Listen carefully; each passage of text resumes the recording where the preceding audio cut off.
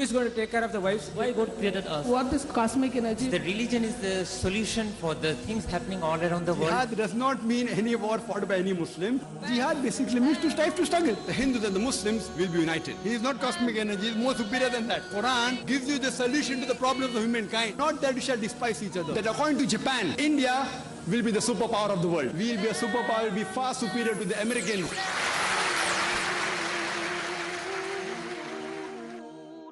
Alhamdulillah, wassalatu wassalamu rasulillah wa ala alihi wa sahbihi ajmain, amma ba'd, a'udhu billahi minash shaitanir rajim, bismillahir rahmanir rahim, udu ila sabri rabbika bil hikma wal mau'izatil hasana wajadilhum billati ahsan, rabbi shrah li sadri wa yassir li amri wahlul 'uqdatam min lisani yafqahu qawli।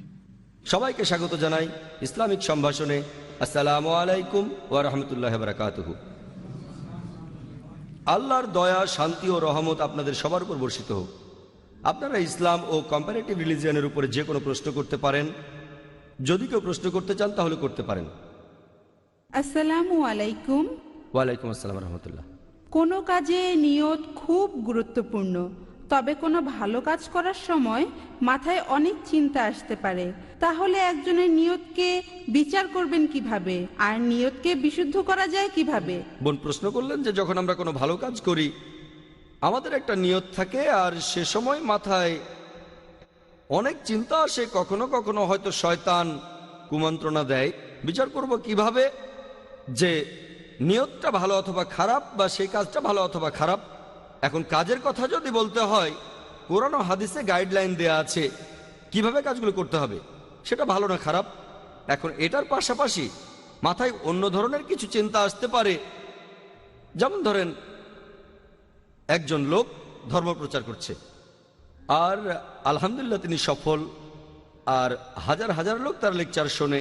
তার মনে প্রশ্ন আসতে পারে, ধর্ম প্রচার করছেন কি খ্যাতির জন্য, নাকি এটা করছেন আল্লাহর জন্য? একজন দায়ীর মনে এই প্রশ্নটা আসতে পারে।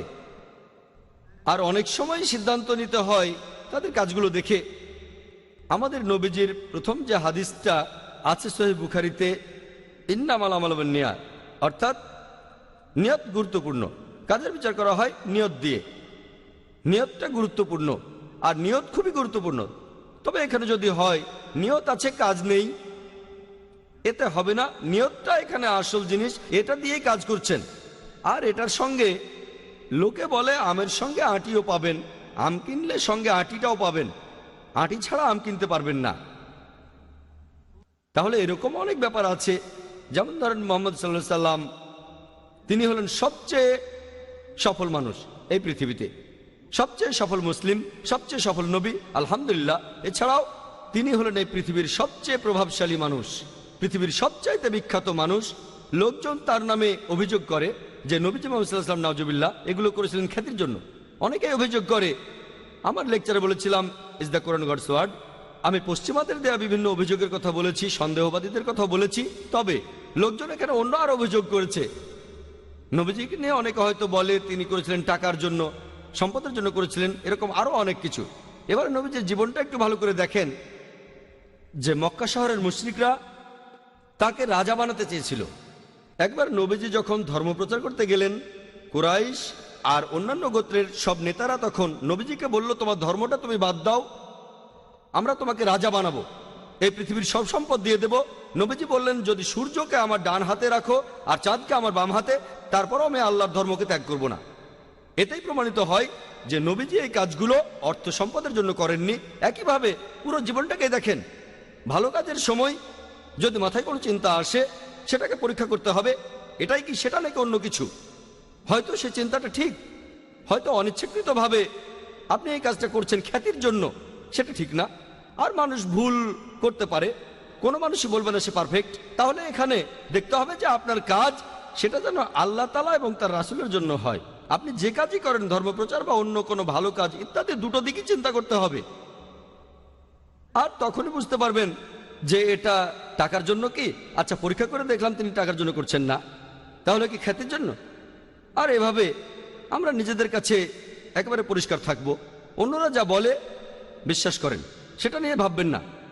কারণ আপনারা হয়তো জানেন পৃথিবীতে যে মানুষটার বিরুদ্ধে সবচেয়ে বেশি বই লেখা হয়েছে তিনি মুহাম্মদ সাল্লাল্লাহু আলাইহি ওয়াসাল্লাম। তাই যদি বলেন যে মানুষটার বিরুদ্ধে সবাই কথা বলে সেই লোকটা সম্ভাবনা বেশি যে সে খারাপ, তাহলে নবীজি সাল্লাল্লাহু আলাইহি ওয়াসাল্লাম নাউজুবিল্লাহ তার বিরুদ্ধে সবচেয়ে বেশি বই লেখা হয়েছে, তার মানে এই না নাউজুবিল্লাহ তিনি খারাপ।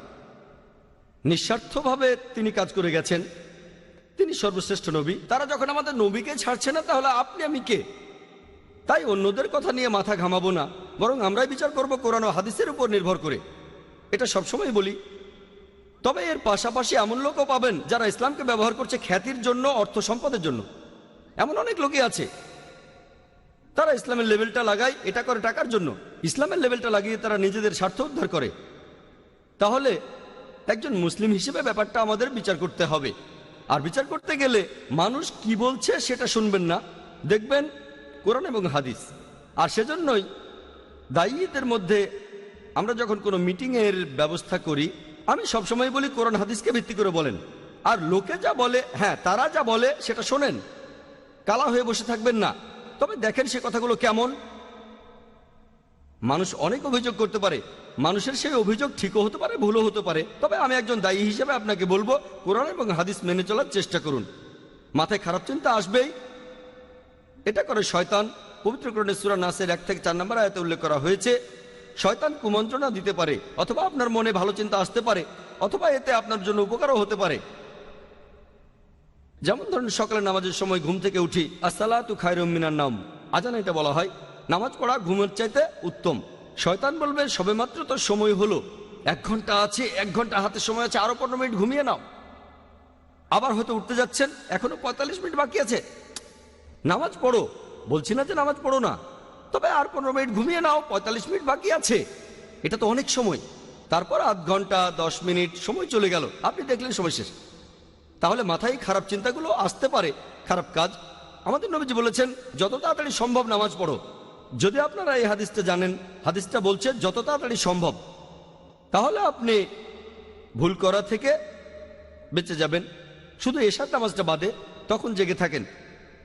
তাহলে বুঝতে পারছেন এমনটা প্রায় হয়। হয়তো আপনি অফিসে আছেন, তখন নামাজের সময় হলো। আমাদের প্রত্যেকের ক্ষেত্রে এটা হয়, হোক সেটা আপনি বা আমি, হয়তো দরকারি কোনো কাজ করছেন, যখনই নামাজের সময় হবে নামাজ পড়া উচিত যত তাড়াতাড়ি সম্ভব। তবে কোনো কোনো ক্ষেত্রে দেরি করতে পারেন, নবীজি অনুমতি দিয়েছেন, এটা হারাম না দেরি করাটা। তবে সময় মতো নামাজ পড়াটা মুস্তাহাব। কোরআন হাদিস থেকে আমরা এই গাইডলাইনগুলো পাই। আর যদি আপনার নিয়ত আর কাজগুলোতে কোরআন এবং হাদিস মেনে চলেন, তাহলে বুঝতে পারবেন আপনার অবস্থানটা কোথায়। আশা করি উত্তরটা পেয়েছেন বোন। কোনো ভাই প্রশ্ন করবেন? হ্যাঁ করেন। আসসালামু আলাইকুম। ওয়ালাইকুম আসসালাম রহমতুল্লাহ। আমার প্রশ্নটা হলো, আল্লাহকে কে সৃষ্টি করেছেন যার শুরু নেই শেষও নেই? ভাই আপনি প্রশ্ন করলেন যে আল্লাহ তাআলাকে কে সৃষ্টি করেছে। সাধারণত আমি এই প্রশ্নটার উত্তর দেই আরেকটা প্রশ্নের মাধ্যমে। আমি প্রশ্ন করি যে আমার বন্ধু জন, সে হাসপাতালে ভর্তি হয়েছে, সেখানে সে একটা বাচ্চার জন্ম দিল। বাচ্চাটা ছেলে না মেয়ে? আমার বন্ধু জন, সে হাসপাতালে ভর্তি হয়েছে, সে একটা বাচ্চার জন্ম দিয়েছে। বাচ্চাটা ছেলে না মেয়ে বলতে পারবেন? বলতে পারবেন বাচ্চাটা ছেলে না মেয়ে?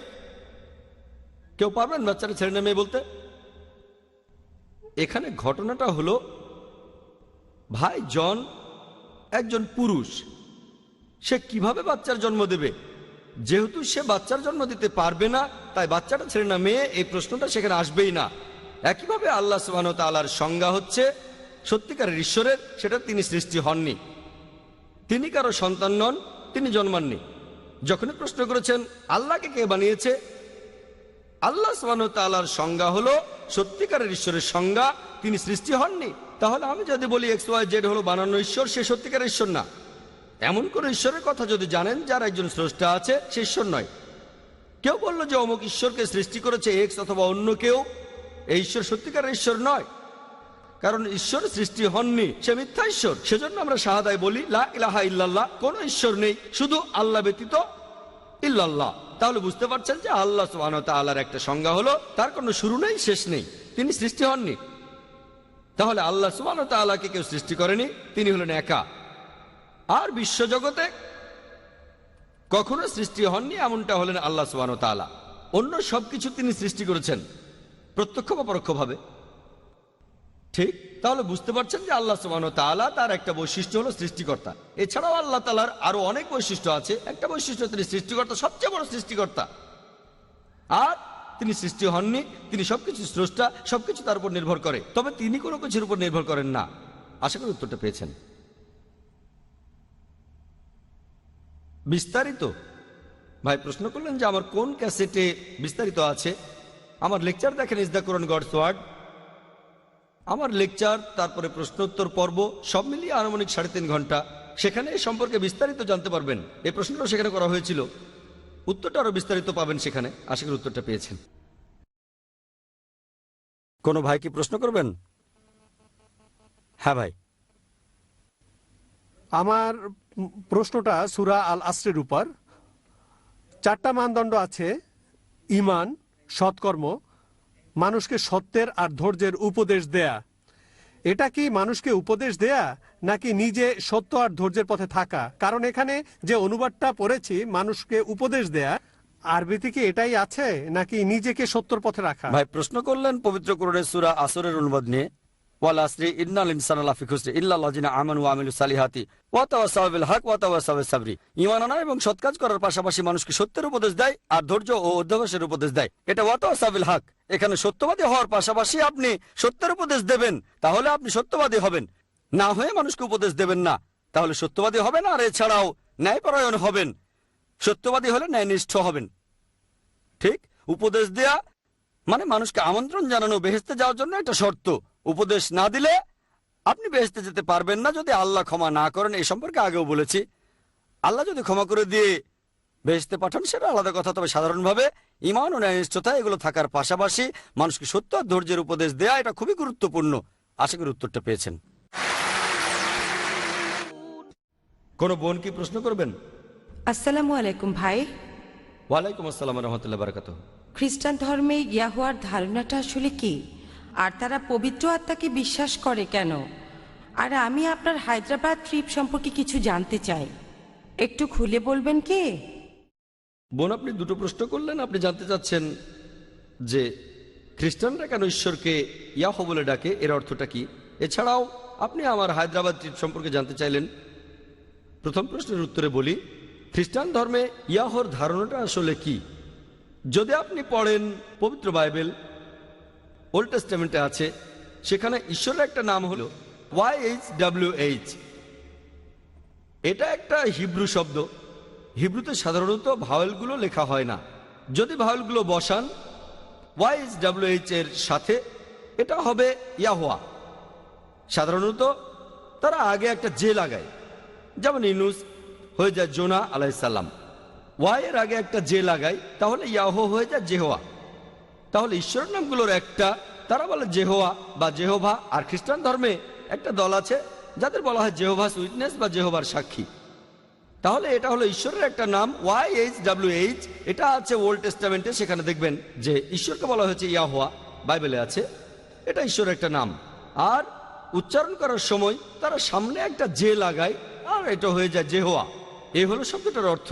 খ্রিস্টানদের একটা দলের নাম জেহোভাস উইটনেস, মানে মহান ঈশ্বরের সাক্ষী। এই হলো শব্দটার অর্থ। এটা একটা বৈশিষ্ট্য, এটা মহান ঈশ্বরের অনেকগুলো নামের মধ্যে একটা আছে বাইবেলের ওল্ড টেস্টামেন্টে। আপনার দ্বিতীয় প্রশ্নের উত্তরে বলি যে হায়দ্রাবাদে আমার ট্রিপগুলো কেমন ছিল। আর আলহামদুলিল্লাহ সুম্মা আলহামদুলিল্লাহ, আল্লাহর রহমতে আর আল্লাহর দয়ায় যে মাশাল্লাহ আমার সেই ট্রিপগুলো আগের চাইতে অনেক সফল হচ্ছে, উন্নতি হচ্ছে আলহামদুলিল্লাহ। প্রত্যেকটা ট্রিপ আগের চাইতে সফল হচ্ছে আলহামদুলিল্লাহ। আর হায়দ্রাবাদের ট্রিপটাও খুব সফল হয়েছি অনেক ক্ষেত্রে। প্রথমে দাওয়ার ক্ষেত্রে আলহামদুলিল্লাহ আমার লেকচারের ব্যবস্থা করা হয়েছিল একটা অমুসলিম জায়গায়, NTR স্টেডিয়ামে। সাধারণত এই স্টেডিয়ামে অনুমতি দেওয়া হয় না, তারপরও হাইকোর্ট থেকে অনুমতি পাওয়া গিয়েছিল।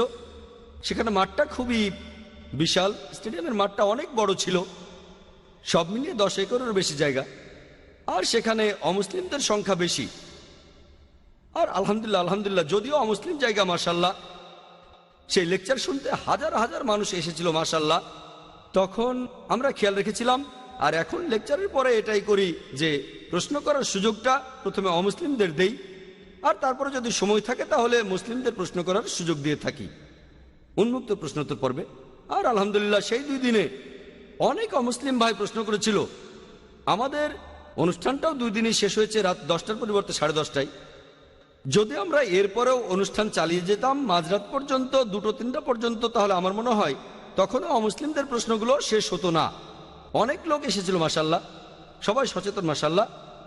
এভাবে লেকচারের মাধ্যমে ইসলাম প্রচার এটাও বাড়ছে, স্যাটেলাইট চ্যানেলের কারণে এটা বাড়ছে। আর এটা জেনে আপনাদের ভালো লাগবে যে অমুসলিম যারা সেখানে এসেছিলেন তারা টিভিতে অনুষ্ঠানগুলো দেখেছিলেন, নইলে প্রশ্ন করবেন কেন? আর চিন্তা করেন, একজন অমুসলিম প্রশ্ন করছে 50-60 হাজার দর্শকের সামনে, অনেক লোক দেখছে, এখানে সাহসের দরকার আছে। তাহলে বুঝতে পারছেন যে এই লোকগুলো টিভিতে আমাদের অনুষ্ঠান দেখেছে আর তারা বুঝতে পেরেছে অমুসলিমরা এখানে খোলা মনে প্রশ্ন করতে পারে, এজন্যই তারা সেখানে প্রশ্ন করেছে। নাহলে চিন্তা করেন, একজন অমুসলিম, তার আশেপাশে হাজার হাজার মুসলিম, প্রশ্ন করার আগে সে 10 বার চিন্তা করবে, অথচ এখানে অমুসলিমদের লাইন পড়ে গেছে প্রশ্ন করতে। এর কারণ মানুষ সচেতন হয়েছে। আর স্যাটেলাইট মিডিয়া আলহামদুলিল্লাহ। তাহলে ধর্মপ্রচারের দিক থেকে বললে আলহামদুলিল্লাহ ট্রিপটা খুবই সফল হয়েছে। আর দাওয়ার প্রসঙ্গে যদি বলেন, অথবা প্রসঙ্গটা যদি হয় ইসলাম, মাশাআল্লাহ একটা ব্যাপার ভালো হয়েছে যে যদি আমরা দেখি যে ইসলামে অনেক দল আছে, যেটা উচিত না, অনেক গ্রুপ আছে, অর্গানাইজেশনও আছে, তবে ইসলাম একসঙ্গে থাকতে বলেছে। আল্লাহ তাআলা বলেছেন সূরা ইমরানের 103 নম্বর আয়াতে উল্লেখ করা হয়েছে, ওয়াতাসিমু বিহাবলিল্লাহি জামিআ ওয়ালা তাফাররাকু, আল্লাহর রশি শক্ত করে ধরো আর বিভক্ত হয়েও না। তাই আমাদের এই ট্রিপটা মাশাআল্লাহ মুসলিম উম্মার দিক থেকে অনেক সফল হয়েছে, কারণ সব দলের মুসলিমই এসেছিলেন মাশাআল্লাহ, সবাই এসেছেন, হোক শিয়া অথবা সুন্নি, হানাফি, শাফি, তাবলিগি, জামাতে ইসলামী, আহলে হাদিস, সালাফি, মাশাআল্লাহ, আর সবাই সমর্থন করেছেন। আর আলহামদুলিল্লাহ অনেক অর্গানাইজেশন এসেছিল, সবাই মিলে অনুষ্ঠানটার আয়োজন করেছি মাশাআল্লাহ। আর সেখানে বিভিন্ন অর্গানাইজেশনের প্রধানদের সঙ্গে পরিচিত হওয়ার সুযোগ হয়েছিল। অনেক অর্গানাইজেশন, অনেক গ্রুপ মাশাআল্লাহ, হোক সেটা জামাতে ইসলামী, হোক সেটা আহলে হাদিস, হোক সেটা বারলেভি, আলহামদুলিল্লাহ। আর সেখানে বুঝিয়েছি যে মুসলিমদের এভাবে একতাবদ্ধ থাকা দরকার। আমার লেকচারও সে কথা বলেছে আলহামদুলিল্লাহ। এটাই ছিল পজিটিভ ব্যাপার। ইন্ডিয়া এটা আমার সবচেয়ে সফল ট্রিপগুলোর একটা, যেভাবে সব গোত্রের মুসলিমরা সেখানে একত্রিত হয়েছিল এবং সমর্থন করেছে। সাধারণত আমরা দেখি যে একটা গ্রুপ এগিয়ে আসলে আরেকটা গ্রুপ হয়তো তাদের সমর্থন করে না। তো আলহামদুলিল্লাহ এখানে আমরা দেখেছি যে মাশাআল্লাহ যদি কেউ কোরআন ও সুন্নাহ মেনে চলে তাহলে দেখি বেশিরভাগ মুসলিম সমর্থন করে। আর যদি হিকমার সাথে করা যায়, সদুপদেশের সাথে। আমি সেখানে আরও কয়েকদিন ছিলাম যাতে করে লোকজনের সাথে দেখা করতে পারি। ট্রিপটা খুবই সফল সংস্কারের দিক থেকে, এছাড়াও ধর্মপ্রচারের দিক থেকে। আশা করি উত্তরটা পেয়েছেন ভাই। আপনি জাকির ভাই, আপনি একটু আগে 6টা কৌশলের কথা বললেন। এখন কেউ যদি বলে আমাদের নবীজি সাল্লাল্লাহু আলাইহি সাল্লাম তিনি কি কখনো এই কৌশলগুলোর আশ্রয় নিয়েছিলেন? যখন তাকে অপমান করা হয়েছিল তিনি নেননি। আমরা জানি যে তাকে সাহাবীগণ সবসময় রক্ষা করেছিলেন, তিনি কোনো প্রতিবাদ করেননি। নবীজি এই 6টা কৌশলের একটাও ব্যবহার করেননি। আলহামদুলিল্লাহ ইসলাম ধর্মের বাণী, ইসলাম ধর্মের প্রচার খুব সহজেই হয়েছে। এখন মুসলিমরা যদি এভাবে প্রতিবাদ করে এর ফলটা কি হবে? ভাই সুন্দর প্রশ্ন করেছেন। একই প্রশ্ন শুনেছিলাম, লেকচার দিচ্ছিলাম যখন আরব আমিরাতে। একই প্রশ্ন, মাত্র 2 দিন আগে লেকচারটা দিয়েছিলাম। একই প্রশ্ন, হয়তো ইন্টারনেটে আপনি দেখে থাকবেন, আমি জানি না, যে আবু জাহেল যখন নবীজির বদনাম করেছে নবীজি কি বলেছিলেন? 1 নম্বর পয়েন্ট, 1 নম্বর, নবীজি করেননি তার মানে এই না যে আপনি করতে পারবেন না। 1 নম্বর পয়েন্ট, যখন নবীজি নিষেধ করেন সেটা হারাম, আর নবীজি যেটা করেন সেটা হালাল, আর কিছু ক্ষেত্রে ফরজ। নবীজি নিষেধ করলে সেটা হারাম, তিনি যদি আদেশ করেন সেটা তাহলে ফরজ। নবীজি যেটা করেছেন সেটা হয়তো সুন্নত, পরিস্থিতির উপর নির্ভর করে, ঠিক। তবে নবীজি যেটা করেননি, প্রশ্ন করলেন নবীজি হয়তো মাইকে কথা বলেননি, আপনি মাইকে বলছেন কেন? আমি বলবো এতে সমস্যা নেই। নবীজির কি স্যাটেলাইট চ্যানেল ছিল? না, তাহলে আমি চালু করলাম কেন? ইসলাম প্রচারের জন্য। সময় বদলে গেছে, তখন মাইকের প্রয়োজন ছিল না। তবে নবীজি যদি বলেন মাইকে কথা বলা হারাম, তাহলে হারাম, যত লোকের সামনে আপনি বলেন না কেন। তাহলে নবীজি করেননি তার মানে এই না যে সেটা নিষিদ্ধ। নবীজি মেডিকেল কলেজে পড়েননি, ঠিক, সাহাবাগণও পড়েননি, তার মানে এই না যে আপনি পড়বেন না। হ্যাঁ, তবে আপনি বলতে পারেন যে নবীজির দৃষ্টান্ত হলো এটা। আপনার কথাটার যথেষ্ট গুরুত্ব আছে। আর সেখানে নবীজিকে তার নিজের নামে করা বদনামগুলো শুনতে হয়েছে। আবু জাহেল সব সময় নবীজির উল্টো বলতো। নবীজি বললেন কালো, সে বলল সাদা, দিন বললে রাত, 100% শত্রু। এরকম আর একটা ঘটনা হযরত আলী রাদিয়াল্লাহু আনহু, তিনি যখন একটা যুদ্ধের ময়দানে শত্রুর সাথে যুদ্ধ করছেন, শত্রু তার মুখে থুথু মারলো, তিনি বললেন এখন তোমাকে মেরে ফেললে লোকে বলবে ব্যক্তিগত আক্রোশে তোমাকে মেরেছি তাই মারলেন না, না হলে তো মেরে ফেলারই কথা। সেটা যুদ্ধের ময়দান, লোকটা মুসলিমদের মারছে, আলী তাকে মারতে গেলেন, সে আলীর মুখে থুতু দিল। হযরত আলী বললেন আমার মুখে থুতু মেরেছো বলে তোমাকে ছেড়ে দিলাম, লোকে যাতে না বলে আমাকে থুতু দিয়েছো বলে আমি তোমাকে মেরেছি, তোমাকে আমি মারবো তবে আল্লাহর কারণেই। তাহলে এই হলো পার্থক্যটা, লোকটার মরে যাওয়া উচিত, কিন্তু মুখে থুতু দিয়েছে বলে হযরত আলী তাকে মারলেন না। তাহলে এটাই হলো আসল ব্যাপার। এভাবে বলা উচিত না যে নবীজি এত মহান, তার বদনাম করলে তিনি কিছু বলেন না, আমরাও বলবো না। তাহলে আল্লাহ কেন বলেছেন? আল্লাহ পবিত্র কোরআনে বলেছেন হয় তাকে মেরে ফেলো। আল্লাহ নবীজির চাইতে অনেক উপরে, যে আল্লাহ রাসূলের বিরুদ্ধে যুদ্ধ করে হয় তাকে মেরে ফেলো, নয়তো ক্রুশবিদ্ধ করো, হাত আর পা কেটে ফেলো, নয়তো নির্বাসন দাও, এই চারটা অপশন। এখন নবীজির জন্য এটা ব্যক্তিগত, তিনি ক্ষমা করতে পারেন, ঠিক। তবে নবীজির বদনাম শোনার পর কেউ যদি বলে নবীজি ক্ষমা করেছেন আমিও ক্ষমা করলাম না, আপনি খলিফা হলে এখানে ক্ষমা করতে পারবেন না, আপনি সাধারণ মানুষ হলে মৃত্যুদণ্ড দিতে পারবেন না, ক্রুশবিদ্ধ করতে পারবেন না, হাত পা কাটা বা নির্বাসন দিতে পারবেন না। তাহলে আমি কি করব?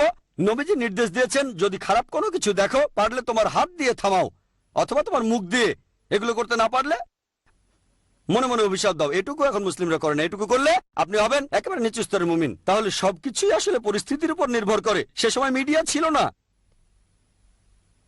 কোর্টে কেসও করা যেত না, এগুলো তখন ছিল না। শান্তিপূর্ণ প্রতিবাদ তখনও ছিল, সে আমলেও শান্তিপূর্ণভাবে প্রতিবাদ করা যেত। নবীজির অনেক সাহাবী বিখ্যাত যোদ্ধা ছিলেন, তারা প্রতিবাদ করতে চাইতেন, নবীজি বলতেন না, শান্তিপূর্ণ প্রতিবাদ। পাথর মেরেছে তবুও বলেছেন লা ইলাহা ইল্লাল্লাহ, প্রতিবাদ করেননি।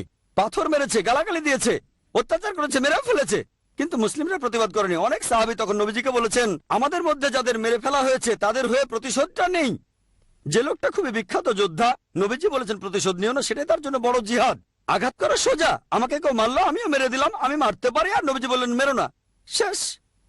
তারপর যখন মদিনায় গেলেন তখন অনুমতি পেলেন। নবীজি এক এক সময় এক এক পদ্ধতিতে এগিয়েছেন।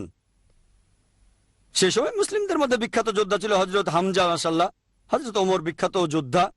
তারা ভয় পেত না যে সামনে 100 জন না 1000 জন, কিন্তু নবীজি তাদের অনুমতি দেননি। এটাই হলো জিহাদ। প্রতিশোধ নিতে পারতেন, কিন্তু নবীজি বললেন সময় হয়নি। এক এক সময় পদ্ধতিটা এক এক রকম। এখন নবীজির প্রসঙ্গে যদি বলেন, নবীজিকে বদনাম করা হলে তিনি যদি বলতেন যাও ওদের মেরে ফেলো, এটার ফল হতো নেগেটিভ। বুঝলেন? আল্লাহ কোরআনে যা বলেছেন কোন হাদিসই তার বিরুদ্ধে বলবে না। এখানে দেখতে হবে প্রসঙ্গটা, আর আমাদের বুঝতে হবে নবীজি কিন্তু আল্লাহর বিরুদ্ধে যাননি, আল্লাহর বিরুদ্ধে যাননি, এটা তার ব্যক্তিগত ব্যাপার, ব্যক্তিগত ব্যাপার। যদি এমনটা হয়, ধরেন কোন লোক আমার ঘরে চুরি করলো, আমি ক্ষমা করে দিলাম, কিন্তু যদি বিচারক হই পারবো না, চুরি প্রমাণিত হলে হাত পা কেটে ফেলতে হবে। আর নবীজি বলেছিলেন আল্লাহর কসম আমার মেয়ে হযরত ফাতিমা যদি চুরি করে তাও হাত পা কেটে ফেলো। কেউ একজন ক্ষমা করার কথা বলেছিল, ব্যক্তিগতভাবে আমার বাড়িতে চুরি করলে ক্ষমা করে দিতে পারি, কিন্তু আমি যদি বিচারক হই আর বিচার করতে হয় তাহলে শরিয়া মানব, ব্যক্তিগতভাবে ক্ষমা করতে পারি। তাহলে এটাই হলো ইসলাম ধর্মের সৌন্দর্য, মাশাআল্লাহ, ইসলামের মানবতা, যে নবীজি ক্ষমা করে দিয়েছেন, এটাই মহত্ব। নবীজির তখন ক্ষমতা ছিল, প্রতিশোধ নিতে পারতেন, তারপরও ক্ষমা করলেন, এতে নবীজি উপরে উঠলেন। শ্রী শ্রী রবিশঙ্করের চাইতে, যীশু খ্রিস্টের চাইতে উপরে উঠলেন। আমরা এই কথাগুলো প্রচার করব। নবীজির সে সময় অনেক ক্ষমতা ছিল, যখন তিনি মক্কায় ছিলেন সে সময় মুসলিমরা এক বিন্দুও রক্তপাত ঘটায়নি। মক্কা বিজয়ের পর নবীজি প্রথমে বললেন এখানকার সব মানুষ নিরাপদ, তোমাদের কোনো ক্ষতি হবে না। চিন্তা করেন, যাদের উপর অত্যাচার করা হয়েছে, ঘর থেকে বের করে দেওয়া হয়েছে, তারা ফিরে এসে সেখানকার মানুষদের দিল নিরাপত্তা। এটা কে করতে পারে? তাহলে নবীজির সময়ে মুসলিমদের প্রতিবাদের ধরনটা দেখেন। এটা হলো নবীজির সঙ্গে আমাদের পার্থক্য, এটাই ভালোবাসা। এখন এই কথাগুলো মিডিয়ার সামনে তুলে ধরতে হবে যে নবীজির হাতে সে সময় ক্ষমতা ছিল, এখন আমাদের ক্ষমতা নেই, নবীজির ক্ষমতা ছিল, তারপরে ক্ষমা করে দিয়েছেন।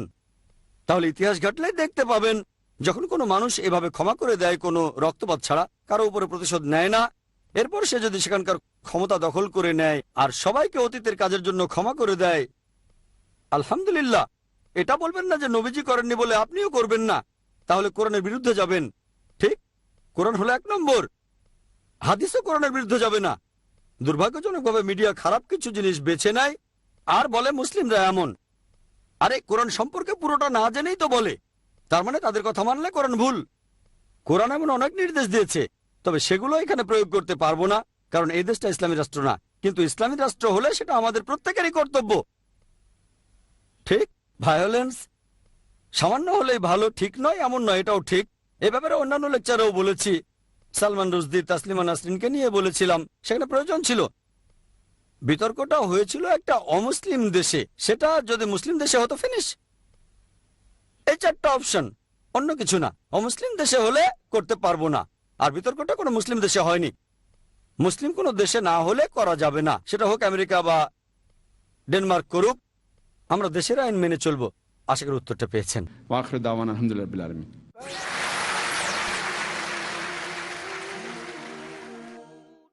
আলহামদুলিল্লাহ ওয়াসসালাতু ওয়াসসালাম আলা রাসূলিল্লাহ ওয়া আলা আলিহি ওয়া সাহবিহি আজমাইন, আম্মা বাদ। আউযু বিল্লাহি মিনাশ শাইতানির রাজীম, বিসমিল্লাহির রহমানির রহিম। ওয়া মান আহসানু ক্বাওলাম মিম্মান দাআ ইলাল্লাহি ওয়া আমিলা সালিহান ক্বালা ইন্নানি মিনাল মুসলিমিন। রাব্বি ইশরাহ লি সাদরি ওয়া ইয়াসসির লি আমরি ওয়াহলুল উকদাতাম মিন লিসানি ইয়াফকাহু কাওলি। সবাইকে স্বাগত জানাই ইসলামিক সম্ভাষণে। আসসালামু আলাইকুম ওয়া রাহমাতুল্লাহি ওয়া বারাকাতুহু। আল্লাহর দয়া, শান্তি ও রহমত আপনাদের সবার উপর বর্ষিত হোক। আপনারা ইসলাম ও কম্পারেটিভ রিলিজিয়নের উপরে যে কোনো প্রশ্ন করতে পারেন। যদি কেউ প্রশ্ন করতে চান তাহলে করতে পারেন। কোনো ভাই কি প্রশ্ন করবেন? হ্যাঁ ভাই। আসসালামু আলাইকুম। ওয়ালাইকুম আসসালাম রহমতুল্লাহ। আমি পুনা থেকে এসেছি।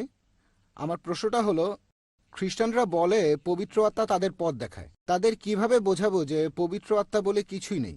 আমার আরেকটা প্রশ্ন হলো, অমুসলিমদের কিভাবে বোঝাবো যে প্রস্রাব নোংরা জিনিস, আর খেয়াল রাখতে হবে যে প্রস্রাবের ফোঁটা যেন কাপড়ে না পড়ে?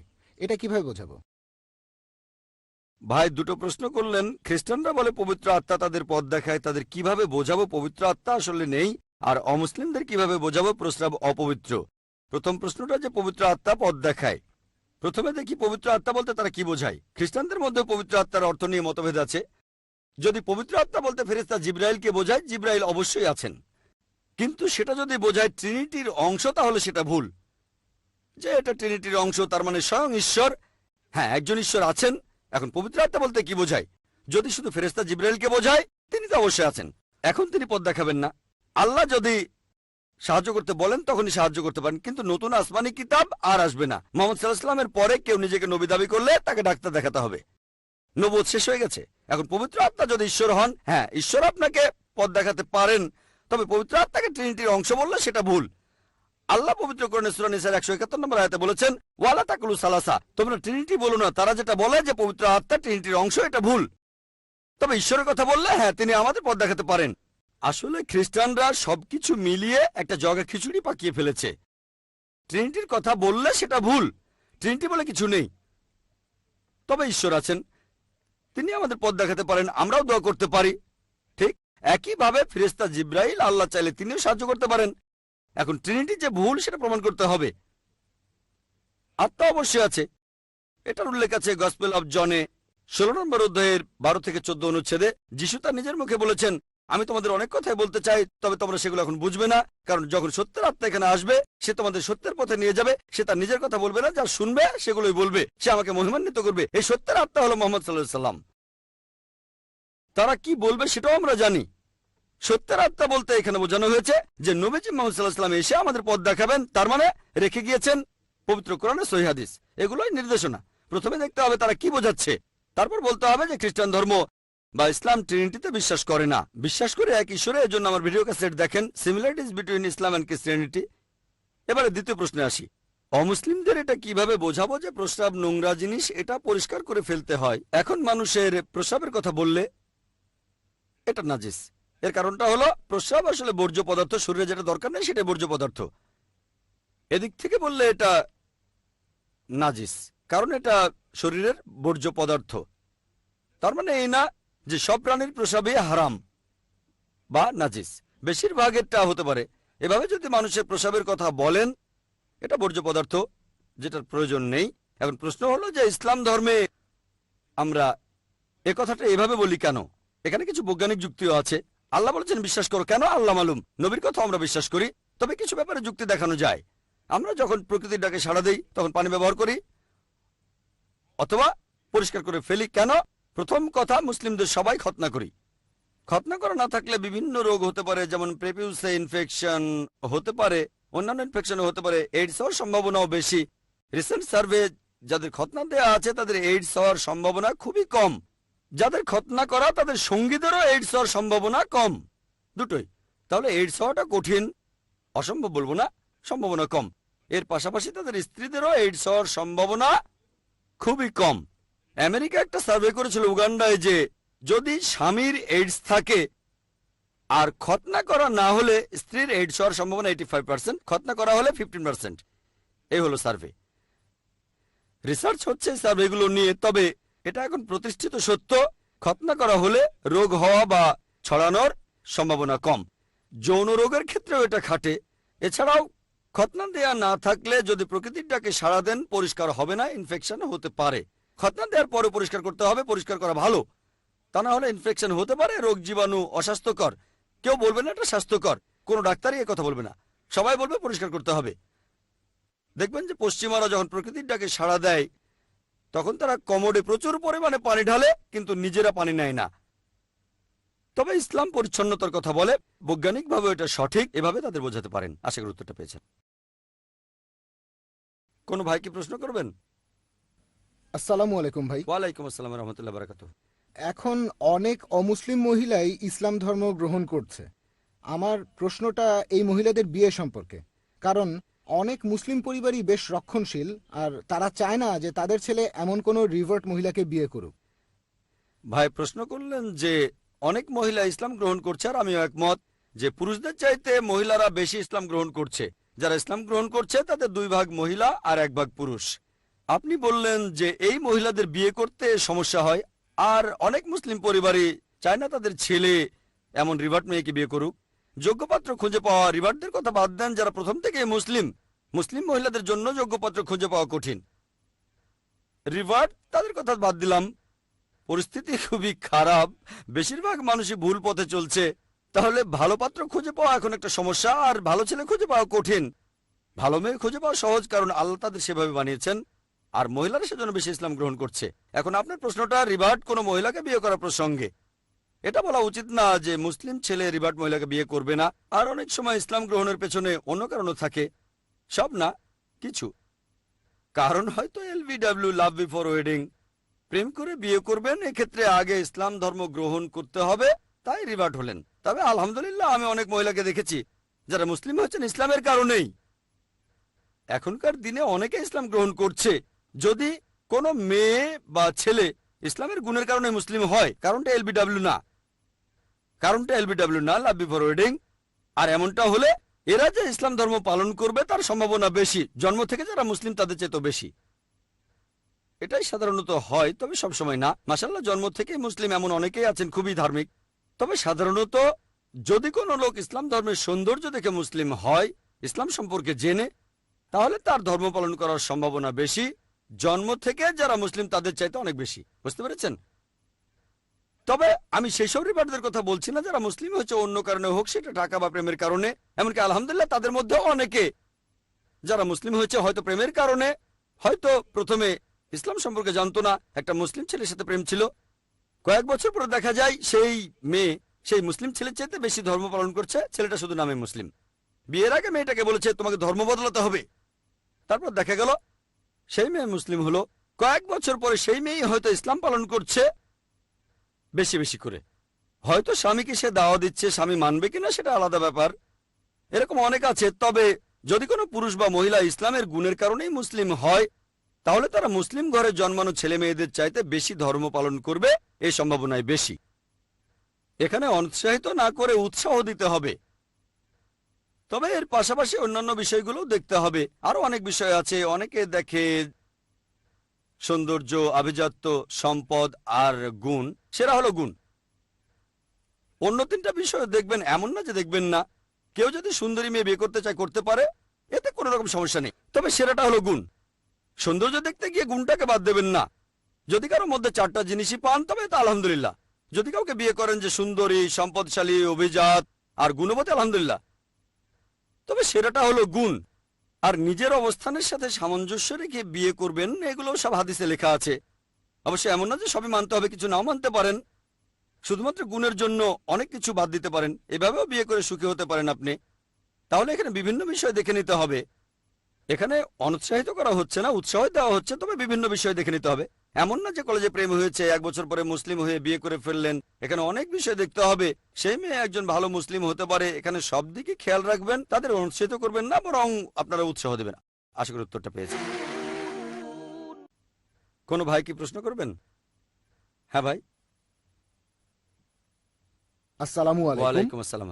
হিজরি ক্যালেন্ডার চালু হওয়ার আগে মক্কা মদিনায় কোন ক্যালেন্ডার চালু ছিল, আর সৌর বছরের সাথে এই হিজরি ক্যালেন্ডার, এই দুইটাকে আমরা কিভাবে মিলাবো? ভাই প্রশ্ন করলেন যে হিজরি ক্যালেন্ডার আসার আগে মক্কা আর মদিনায় কোন ক্যালেন্ডার ব্যবহার করা হতো, আর হিজরি ক্যালেন্ডারকে সৌর বছরের সাথে কিভাবে মিলাবো, পার্থক্যটা কি? 1 নম্বর পয়েন্ট, হিজরি ক্যালেন্ডার হিজরির আগে থেকেই চালু ছিল, তবে তারা মানত চান্দ্র বছর। ক্যালেন্ডার 2 রকমের আছে, সৌর এবং চান্দ্র। সৌরকে বলা হয় গ্রেগরিয়ান ক্যালেন্ডার, আর চান্দ্র ইসলামে এটা হিজরি। হিন্দু ধর্মে যে চান্দ্র বছর সেটার হিসাবটা অন্যরকম। পুরো পৃথিবী জুড়ে মানুষ 2 ধরনের ক্যালেন্ডার ব্যবহার করে, চান্দ্র এবং সৌর। অফিসে সাধারণত সৌর বছর মেনে চলে, যেটাকে বলে গ্রেগরিয়ান ক্যালেন্ডার। আমরা মুসলিমরা মেনে চলি হিজরি ক্যালেন্ডার, যেটা শুরু হয়েছে মুহাম্মদ সাল্লাল্লাহু আলাইহি ওয়াসাল্লামের হিজরত থেকে। নবীজি হিজরত করলেন, সেখান থেকে শুরু। সাধারণত আমরা যেটা মানি গ্রেগরিয়ান ক্যালেন্ডার, অর্থাৎ সৌর বছর, যেটা খ্রিস্টকে অনুসরণ করে। তবে সেটাও ঐতিহাসিকভাবে পুরোপুরি সঠিক না, কারণ যীশুখ্রিস্ট জন্মগ্রহণ করেছে 6 বিসিতে। 6 বিসি মানে বিফোর ক্রাইস্ট। যীশুখ্রিস্ট কিভাবে 6 বিসিতে জন্মান, এটা অর্থহীন, এটা একেবারে অর্থহীন। যীশুখ্রিস্ট জন্মেছেন 6 সালে বিফোর ক্রাইস্ট, এটা অর্থহীন, কোনো মানে হয় না। যাই হোক, এটার সাথে যীশুখ্রিস্টের একটা সম্পর্ক রয়েছে, সম্পর্ক আছে, কিন্তু এখানে ব্যাপারগুলো একেবারে জগা খিচুড়ি পাকিয়ে গেছে। পুরো ক্যালেন্ডারটাই তারা বদলে ফেলেছে। এটাকে আরো বলে সিই, ক্রিশ্চিয়ান এরা। আর বিসির পরে অ্যান্নো ডোমিনি, এটাকে অবশ্য অনেকে ভুল করে বলে after death. Before Christ BC সমস্যা নেই, হ্যাঁ। অ্যান্নো ডোমিনি ল্যাটিন ভাষা, in the year of Lord, তাই আমরা বলি সিই, ক্রিশ্চিয়ান এরা, এটাই সঠিক। এখন জানতে চাইলেন পার্থক্যটা কি? সৌর এবং চান্দ্র ক্যালেন্ডারের মধ্যে পার্থক্য হিজরি আর গ্রেগরিয়ান ক্যালেন্ডারের। দেখবেন সৌর ক্যালেন্ডারে একটা নির্দিষ্ট তারিখ নির্দিষ্ট সিজনে আসে। সৌর ক্যালেন্ডারের ভিত্তি হলো সূর্য। 24 ঘন্টা, পৃথিবী একবার আবর্তিত হয় একদিন, এরপরে একটা প্রদক্ষিণ, সূর্যের চারপাশে ঘুরে আসতে সময় লাগে 1 বছর। এখন সৌর ক্যালেন্ডার যদি দেখেন, জলবায়ু নির্ভর করে সূর্যের উপর, চাঁদের উপর না। তাই সৌর ক্যালেন্ডার ব্যবহার করলে একটা নির্দিষ্ট দেশে, একটা নির্দিষ্ট জায়গায়, নির্দিষ্ট কোনো মাসের নির্দিষ্ট তারিখ সবসময় একই সিজন হয়। এখানে মৌসুমী বায়ু আসে জুনে, জুলাই, আগস্ট, সেপ্টেম্বরে বৃষ্টি হয়, তারপরে শীতকাল আসে নভেম্বর, ডিসেম্বর, জানুয়ারি, তারপরে গ্রীষ্মকাল। তাহলে গ্রীষ্ম, বর্ষা, শীত তারিখটা একই রকম থাকবে। একইভাবে শরৎ, হেমন্ত, বসন্ত আসবে। এভাবে ঋতুগুলোর দিন তারিখ সবই ঠিক থাকবে। এখন যেহেতু জলবায়ু নির্ভর করে সূর্যের উপরে, পৃথিবীর প্রদক্ষিণের উপরে, চান্দ্র ক্যালেন্ডারে নির্ভর করি চাঁদের উপরে, তাহলে চান্দ্র ক্যালেন্ডার ঋতুগুলোর মাস তারিখ একরকম থাকবে না, সবসময় বদলে যাবে। সৌর ক্যালেন্ডারের সাথে তুলনা করলে চান্দ্র ক্যালেন্ডারে দেখবেন আনুমানিক 11 দিন কম থাকে, সৌর ক্যালেন্ডারের তুলনায় 11 দিন কম। তাহলে চান্দ্র ক্যালেন্ডার মেনে চললে প্রতি 33 বছরে সৌর ক্যালেন্ডারের চাইতে 1 বছর বেশি হবে। তাহলে সৌর ক্যালেন্ডারে আমার বয়স যদি 33 বছর হয়, চান্দ্র ক্যালেন্ডারে হবে 34। 11 দিনকে 33 দিয়ে গুণ করলে আনুমানিক 1 বছর পাবেন। তবে সুবিধাটা দেখেন, আমরা মুসলিমরা চান্দ্র ক্যালেন্ডার মানি। সুবিধাটা হলো আমাদের মুসলিমদের কিছু মাস রয়েছে, যেমন রমজান, সিয়াম সাধনার মাস, 9 নম্বর মাস। এই রমজান মাসে আমরা মুসলিমরা রোজা রাখি। এখন যদি রোজা হয়, ধরেন এখানে এখন চলছে শীতকাল, তাহলে পৃথিবীর অন্য প্রান্তে গ্রীষ্মকাল। এটা সৌর বছর হলে সেই প্রান্তের মানুষ সবসময় গ্রীষ্মকালেই রোজা রাখত। তখন তারা হয়তো বলতো, আল্লাহ আমাকে এখানে পাঠিয়েছেন কেন, রোজা সবসময় গ্রীষ্মকালেই পড়ে, অন্য প্রান্তের মানুষ সবসময় রোজা পায় শীতে। তাহলে 33 বছরে ইনশাল্লাহ রোজা পাবেন গ্রীষ্ম, শীত, শরৎ, হেমন্ত, বসন্ত, সবগুলো ঋতুতে পাবেন। আর আল্লাহর ইচ্ছায় আপনারা বছরের সব ঋতুতে রমজান মাস দেখতে পাবেন। এটা অনেক বৈজ্ঞানিক, অনেক যৌক্তিক। তাই রমজান, হজ ইত্যাদি বিভিন্ন ঋতুতে পাবেন, আপনারা বিভিন্ন আঙ্গিকে দেখতে পাবেন। আমার মতো চান্দ্র ক্যালেন্ডার ব্যবহার করা যৌক্তিক। যদি ইসলামিক বিষয়ে গুরুত্ব দেন, এটা তুলনামূলকভাবে অনেক বেশি বৈজ্ঞানিক এবং যৌক্তিক। আশা করি উত্তরটা পেয়েছেন। কোনো ভাই কি প্রশ্ন করবেন? হ্যাঁ ভাই। আসসালামু আলাইকুম। ওয়ালাইকুম আসসালাম রহমতুল্লাহ। জিহাদ শব্দটার অর্থ আসলে কি? ভাই প্রশ্ন করলেন জিহাদের অর্থ কি। জিহাদ একটা আরবি শব্দ, যার অর্থ চেষ্টার সংগ্রাম করা। এটা এসেছে আরবি শব্দ জাহাদা থেকে, চেষ্টা আর সংগ্রাম করা। তাহলে জিহাদ অর্থ চেষ্টা আর সংগ্রাম করা। তবে অনেকেরই ভুল ধারণা আছে শুধু অমুসলিমদের নয়, অনেক মুসলিমদেরও এই ধারণা আছে যে যদি কোনো মুসলিম কোনো যুদ্ধ করে যে কোনো কারণে, তাহলে সেটাই হচ্ছে জিহাদ। হোক সেটা ব্যক্তিগত কারণে, টাকা পয়সার কারণে, অথবা যদি হয়ে থাকে কোনো রাজনৈতিক কারণে, অথবা যদি হয় এলাকার কারণে, অথবা খ্যাতির জন্য। যখনই মুসলিমরা কোনো যুদ্ধ করে সেটাই জিহাদ। এটা একেবারে সম্পূর্ণরূপে ভুল ধারণা। জিহাদ মানে চেষ্টা আর সংগ্রাম করা। আর ইসলামিক পরিভাষায় জিহাদ এর অর্থ কারণ নিজের খারাপ প্রবৃত্তির বিরুদ্ধে সংগ্রাম করা। এছাড়াও জিহাদের অর্থ সমাজের উন্নতির জন্য চেষ্টা আর সংগ্রাম করা। আরও জিহাদের অর্থ আত্মরক্ষার জন্য যুদ্ধ করা, আত্মরক্ষার জন্য সংগ্রাম করা কোনো যুদ্ধের ময়দানে। এছাড়াও জিহাদের অর্থ অত্যাচারের বিরুদ্ধে সংগ্রাম করা। তাহলে জিহাদের মানে চেষ্টা আর সংগ্রাম করা। যদি কোনো ছাত্র স্কুলের পরীক্ষায় পাশ করার জন্য চেষ্টা আর সংগ্রাম করে যায় সেটা জিহাদ। তাহলে জিহাদের অর্থ চেষ্টা আর সংগ্রাম করা। অনেকেরই ভুল ধারণা আছে যে জিহাদ এটা করতে পারে শুধু মুসলিমরা। আল্লাহ সুবহানাহু ওয়া তাআলা পবিত্র কোরআনে সূরা লুকমানের 15 নম্বর আয়াতে বলেছেন, এছাড়াও সূরা আনকাবুতের 8 নম্বর আয়াতে বলেছেন যে বাবা মা জিহাদ করে যাতে করে তাদের সন্তান আল্লাহ তাআলা বাদে অন্য কারো ইবাদত করে। তাহলে অমুসলিম বাবা মা জিহাদ করছে যাতে তাদের সন্তান শিরক করে। তাহলে অমুসলিমরাও জিহাদ করে। তবে মুসলিমরা যখন জিহাদ করে সেটা জিহাদ ফি সাবিলিল্লাহ, আল্লাহ তাআলার পথে চেষ্টা সংগ্রাম করা। আর অমুসলিমরা করে জিহাদ ফি সাবিল শয়তান, শয়তানের পথে সংগ্রাম করা। তাহলে জিহাদ অর্থ চেষ্টার সংগ্রাম করা। বিস্তারিত জানতে চাইলে আমার ভিডিও ক্যাসেট দেখেন, টেররিজম অ্যান্ড জিহাদ ইন ইসলামিক পার্সপেক্টিভ। আশা করি উত্তরটা পেয়েছেন। হ্যাঁ ভাই। আসসালামু আলাইকুম। কয়েকদিন ধরে বোম্বে শহরের অলিতে গলিতে বিভিন্ন পোস্টার দেখছি, ইমাম মাহদি ফাউন্ডেশন থেকে ছাপা হয়েছে। বলা হয়েছে যে ইমাম মাহদি চলে এসেছেন, চাঁদের উপর ওনার মুখ দেখা গেছে। ওনার মুখ চাঁদের উপর দেখা গেছে। পোস্টারগুলো হিন্দি, ইংলিশ আর উর্দুতে ছাপা হয়েছে। বোম্বের অনেক জায়গায় লাগানো হয়েছে। এ ব্যাপারে আপনি কিছু বলবেন? ভাই প্রশ্ন করলেন যে বোম্বে শহরের বিভিন্ন রাস্তায় কিছু পোস্টার লাগানো হয়েছে ইমাম মাহদি ফাউন্ডেশন থেকে। ইমাম মাহদি এসেছেন আর চাঁদের উপর ওনার মুখ দেখা গেছে। আমি এমন কোনো পোস্টার দেখিনি, তবে থাকতে পারে। আর চাঁদের উপর ওনার মুখ দেখা গেছে কিনা সে সম্পর্কেও কিছু জানি না। তবে ইমাম মাহদি সম্পর্কে বেশ কিছু হাদিস আছে, কিছু গাইডলাইন আছে। তিনি আসবেন। কেউ কেউ বলে চলে এসেছেন, তিনি এসেছেন এমন কোনো কথা আমি শুনিনি। তবে হাদিস বলছে তিনি অবশ্যই আসবেন ইনশাল্লাহ। আর ইমাম মাহদি ফাউন্ডেশন নামে কোনো ফাউন্ডেশন আমি চিনি না। আর চাঁদের উপর ওনার মুখ দেখা গিয়েছে সেরকম কথাও আমি শুনিনি। আর আপনারা দেখবেন যে ইতিহাসে এ পর্যন্ত কয়েকশো মাহাদি এসেছেন আর গিয়েছেন। সুদানে, আফ্রিকায়, পাকিস্তানে, হায়দ্রাবাদে, ইন্ডিয়ায়, অনেক জায়গায় অনেকে এসেছেন, আবার চলেও গেছেন। প্রত্যেকে দাবি করে তিনি আসল মাহাদি। এখানে কিছু নিদর্শন থাকবেন ইনশাআল্লাহ। ইমাম মাহাদি আসবেন, ঈসা আলাইহিস সালামও আসবেন, অবশ্যই তারা আসবেন। আর পৃথিবীতে একদিন খিলাফত প্রতিষ্ঠিত হবে। আমরা অপেক্ষা করছি ইনশাআল্লাহ। তবে আমাদের কোরআন আর হাদিস মেনে চলতে হবে। তিনি কবে আসবেন জানি না, এখন না পরে আসবেন তা জানি না। আমাদের কোরআন এবং হাদিস মেনে চলতে হবে, সেটাই গুরুত্বপূর্ণ।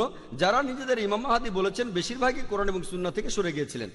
তাই আমাদের কোরআন এবং হাদিস মেনে চলতে হবে আর আল্লাহ রাসূলের আদেশ মানতে হবে। আশা করি উত্তরটা পেয়েছেন। হ্যাঁ ভাই। আসসালামু আলাইকুম। ওয়ালাইকুম আসসালাম ওয়া রাহমাতুল্লাহ। জাকির ভাই, আমরা ভালো কাজে উৎসাহ দেই আর খারাপ কাজে নিষেধ করি। এখন মুসলিম এলাকায় যে মদের দোকানগুলো আছে তারা যেন অন্ততপক্ষে মুসলিম এলাকায় মদ বিক্রি না করে, সেজন্য কি করতে পারি? আপনি কি বলেন?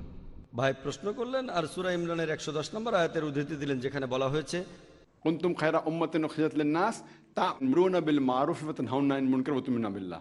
মুসলিমরা তোমরাই শ্রেষ্ঠ উম্মত, কারণ তোমরা সৎ কাজে নির্দেশ দাও, অসৎ কাজে নিষেধ করো, আল্লাহকে বিশ্বাস করো। আপনি বলছেন যে ইন্ডিয়ায় অনেক মদের দোকান আছে, বিশেষ করে যেগুলো মুসলিম এলাকায়, এরা যাতে মদ বিক্রি না করে সেজন্য আমরা কি করতে পারি?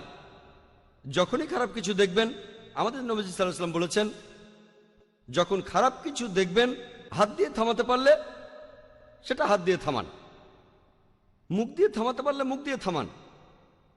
কমপক্ষে আপনি মনে মনে অভিশাপ দেন। আর এটা করলে হবেন একেবারে নিচু স্তরের মুমিন। খারাপ জিনিসকে থামানোর অনেক পদ্ধতি হতে পারে, হাত অথবা মুখ, এর কোনোটাই যদি করতে না পারেন তাহলে মনে মনে অভিশাপ দেন। এখানে অনেক কিছু করতে পারেন, তাদের বোঝাতে পারেন। সেই মদের দোকানের মালিক যদি মুসলিম হয় বুকলেট বিলি করতে পারেন কোরআনের আয়াতের উদ্ধৃতি দিয়ে, হাদিসের উদ্ধৃতি দিয়ে ইত্যাদি ভাবে। এখন দোকানের মালিক মুসলিম হোক কি অমুসলিম, আপনি মানুষকে সচেতন করে তুলতে পারেন যে মদ স্বাস্থ্যের জন্য ক্ষতিকর, পরিসংখ্যান বলেন, কোরআন হাদিসের উদ্ধৃতি দেন, পরিসংখ্যান তাদের দেখান মদ কি কি ক্ষতি করে, মদে কি ক্ষতি হয়, কতজন মানুষ মারা গেছে, কি কি রোগ হতে পারে সেটা জানান। আমি ইসলামে অনুমোদিত খাবারের উপরে একটা লেকচার দিয়েছিলাম, সেখানে অ্যালকোহলও ছিল। এছাড়াও এই প্রশ্নের উত্তরটা আপনি পাবেন আমাদের ওয়েবসাইটে। পুরো লেকচারটা অ্যালকোহল নিয়ে না, তবে সেখানে কিছু পয়েন্ট বলেছি, কিছু পয়েন্ট যুক্তির, কিছু পয়েন্ট বিজ্ঞানের, বিভিন্ন অসুখ বিসুখের, কিছু কোরআনের আয়াতের, বাইবেলের অনুচ্ছেদের, বেদের কথাও সেখানে বলেছি। এই কথাগুলো নিয়ে একটা বুকলেট বানান, মদের ক্ষতিকর দিকগুলো নিয়ে একটা বুকলেট বানিয়ে সেটা বিলি করতে পারেন। আমাদের কাজ আল্লাহ পবিত্র কোরআনে বলেছেন, সূরা গাশিয়ার 21 নম্বর আয়াতে উল্লেখ করা হয়েছে, ফাযাক্কির ইন্নামা আনতা মুযাক্কির। আল্লাহ নবীজিকে বলেছেন তোমার কাজ হলো উপদেশ দেয়া, একজন নবীর দায়িত্ব উপদেশ দেয়া। একইভাবে আমরা উপদেশ দেব, তাদের মানসিকতা বদলানো আল্লাহ তাআলার হাতে। আমরা যথাসাধ্য চেষ্টা করব, এই কাজটা বন্ধ করার চেষ্টা করব, অন্তত বলতে পারবো চেষ্টা করেছিলাম। ফলাফলটা পরের ব্যাপার। এটা করতে গেলে বুকলেট বিলি করেন, তাদের সাথে আলোচনা করেন, সেমিনারের ব্যবস্থা করেন। সেই এলাকায় মদ খেলে কি কি ক্ষতি হয় বিভিন্ন ধর্মগ্রন্থের উদ্ধৃতি দেন, ইসলামিক ধর্মগ্রন্থ, বাইবেল, বেদের উদ্ধৃতি দেন, সচেতন করেন, ক্যাম্পেইন করেন, ওয়ার্কশপ করেন, এরকম অনেক কিছুই করতে পারেন। তবে সব মানুষই সবকিছু করতে পারে না। লোকে বলে আপনি কি করবেন, অনেক কিছুই করা যায়। তাহলে মদ বিক্রি বন্ধ করতে এগুলো করতে পারেন। যদি চান দোকান মালিকের সামনে হিকমার সঙ্গে কথা বলবেন, সেটাও করতে পারেন, আপনার উপরে নির্ভর করবে। মালিক যদি মুসলিম হয় তাহলে তার সঙ্গে দেখা করতে পারেন আর হিকমার সাথে কথা বলেন। এভাবে মুসলিম মালিকদের সাথে কথা বলেন। মালিক অমুসলিম হলে বেদ থেকে উদ্ধৃতি দেন, এটা আপনার উপরে নির্ভর করবে। আর এভাবে আপনি মালিক আর কাস্টমারদের সচেতন করতে পারেন। দুটোর যে কোনো একটাই সফল হতে পারবেন, না হলেও চেষ্টা তো করেছেন। আল্লাহ তাআলাকে বলতে পারবেন এই খারাপ কাজটা থামানোর জন্য আমি যথাসাধ্য চেষ্টা করেছি। আশা করি উত্তরটা পেয়েছেন। কোনো ভাইকে প্রশ্ন করবেন? আসসালামু আলাইকুম। ওয়ালাইকুম আসসালাম রহমতুল্লাহ। স্কুলে বা কলেজে ভর্তির জন্য ডোনেশন দেয়া এর অনুমতি আছে? ভাই আপনি প্রশ্ন করলেন যে স্কুল বা কলেজে ভর্তির জন্য ডোনেশন দেওয়ার অনুমতি আছে কিনা, ইসলামিক নিয়মে অনুমতি আছে কিনা। দেখেন, এই ডোনেশনটা যদি স্কুলের উন্নতির কাজে লাগানো হয়, যেখানে স্কুল কর্তৃপক্ষ আপনাকে একটা রসিদ দেবে, আমার মতে সেটা হারাম না। ব্যাপারটা খুব ভালো না, তবে হারামও না। যেমন ধরেন একজন ধনী লোক, তিনি ডোনেশন দিলেন 20,000, 50,000 বা 1 লাখ টাকা, সেটা দিয়ে স্কুলের নতুন বিল্ডিং বানানো হবে বা নতুন টিচার নিয়োগ দেওয়া হবে, তাতে সমস্যা নেই। তবে এটা যদি ঘুষ হয় সেটা হারাম। ঘুষ আর ডোনেশনের মধ্যে পার্থক্য আছে। পবিত্র কোরআনে সূরা বাকারার 188 নম্বর আয়াতে উল্লেখ করা হয়েছে, অন্যের সম্পত্তি গ্রাস করার জন্য বিচারকদের হাতে ঘুষ দিও না। যদি এটা ঘুষ হয়ে থাকে সেটা হারাম। ডোনেশন হলে অনুমতি আছে। এখন মানুষ হয়তো বলবে একই জিনিস, পার্থক্য নেই, ঘুষ আর ডোনেশন একই জিনিস, ডোনেশন দেয়া আর ঘুষ দেওয়া সমান। নবীজি সাল্লাল্লাহু আলাইহি ওয়াসাল্লাম বলেছেন, একজন প্রশ্ন করেছিল উপহার আর ঘুষের মধ্যে আপনি পার্থক্য করবেন কিভাবে? তুমি ওই অবস্থানে না থাকলে, উপহারটা যদি না আসতো তাহলে ঘুষ। এখন আমরা অনেকে ডোনেশন দেই মেডিকেল কলেজে অথবা ইঞ্জিনিয়ারিং কলেজে অথবা কোনো স্কুলে। যদি ডোনেশন দেন, আপনি যদি অফিসিয়াল কোনো রসিদ পান আর টাকাটা দিয়ে যদি স্কুলের কোনো উন্নতি হয়, এই উদ্দেশ্যে আসন সংরক্ষিত থাকলে আমার মতে কোনো সমস্যা নেই। কিন্তু ডোনেশনের এই টাকাটা যদি প্রিন্সিপালের পকেটে যায় অথবা ম্যানেজমেন্টের পকেটে, কোনো টিচারের পকেটে, তাহলে হারাম, এটা ঘুষ। আপনি বেশিরভাগ ক্ষেত্রে দেখবেন যে ডোনেশনটা দেবেন সেটা কারো পকেটে চলে যাবে, রসিদ দিতে পারে বা নকল রসিদও দিতে পারে, এটাও ঠিক না। তাহলে যদি ডোনেশন দিতে চান, এই ব্যাপারগুলো দেখতে হবে। আর এই ব্যাপারগুলো দেখে আপনি ডোনেশন দিতে পারেন, টাকাটারও সদ্ব্যবহার হবে। তবে যদি তারা সরাসরি ঘুষ চায় সেটা হারাম। ঘুষ দিয়ে ভর্তি করানো সম্পূর্ণ হারাম। আশা করি উত্তরটা পেয়েছেন। ওয়াখির দাওয়ানা আলহামদুলিল্লাহ ওয়াসসালাতু ওয়াসসালামু আলা রাসূলিল্লাহ ওয়া আলা আলিহি ওয়া সাহবিহি আজমাইন, আম্মা বাদ। আউযু বিল্লাহি মিনাশ শাইতানির রাজীম, বিসমিল্লাহির রহমানির রহিম। উদু ইলা সাবির রাব্বিকা বিল হিকমা ওয়াল মাউইযাতিল হাসানাহ ওয়াজাদিল বিল্লাতি আহসান। রব্বি ইশরাহ লি সাদরি ওয়া ইয়াসসির লি আমরি ওয়াহলুল উকদাতাম মিন লিসানি ইয়াফকাহু কাওলি। সবাইকে স্বাগত জানাই ইসলামিক সম্ভাষণে। আসসালামু আলাইকুম ওয়া রাহমাতুল্লাহি ওয়া বারাকাতুহু। আল্লাহর দয়া, শান্তি ও রহমত আপনাদের সবার উপর বর্ষিত হোক। আপনারা ইসলাম ও কম্পারেটিভ রিলিজিয়নের উপরে যে কোনো প্রশ্ন করতে পারেন। যদি কেউ প্রশ্ন করতে চান তাহলে করতে পারেন। হ্যাঁ ভাই। পবিত্র বাইবেলে আছে যে যীশু খ্রিস্ট তার শিষ্যদের বলছেন যে অন্য জাতির মানুষকে ব্যাপটাইজ করো পিতা পুত্র পবিত্র আত্মার নামে। এখন আমার প্রশ্নটা হলো, এই অনুচ্ছেদটাই কি যিশুর ঈশ্বর হওয়ার প্রমাণ? না হলে এটার উত্তরটা কি হবে? ভাই আপনি একটা প্রশ্ন করলেন যে পবিত্র বাইবেলে আছে যিশু তার শিষ্যদের বলছেন তোমরা মানুষকে ব্যাপটাইজ করো পিতা পুত্র ও পবিত্র আত্মার নামে। এটার মানে কি ট্রিনিটি?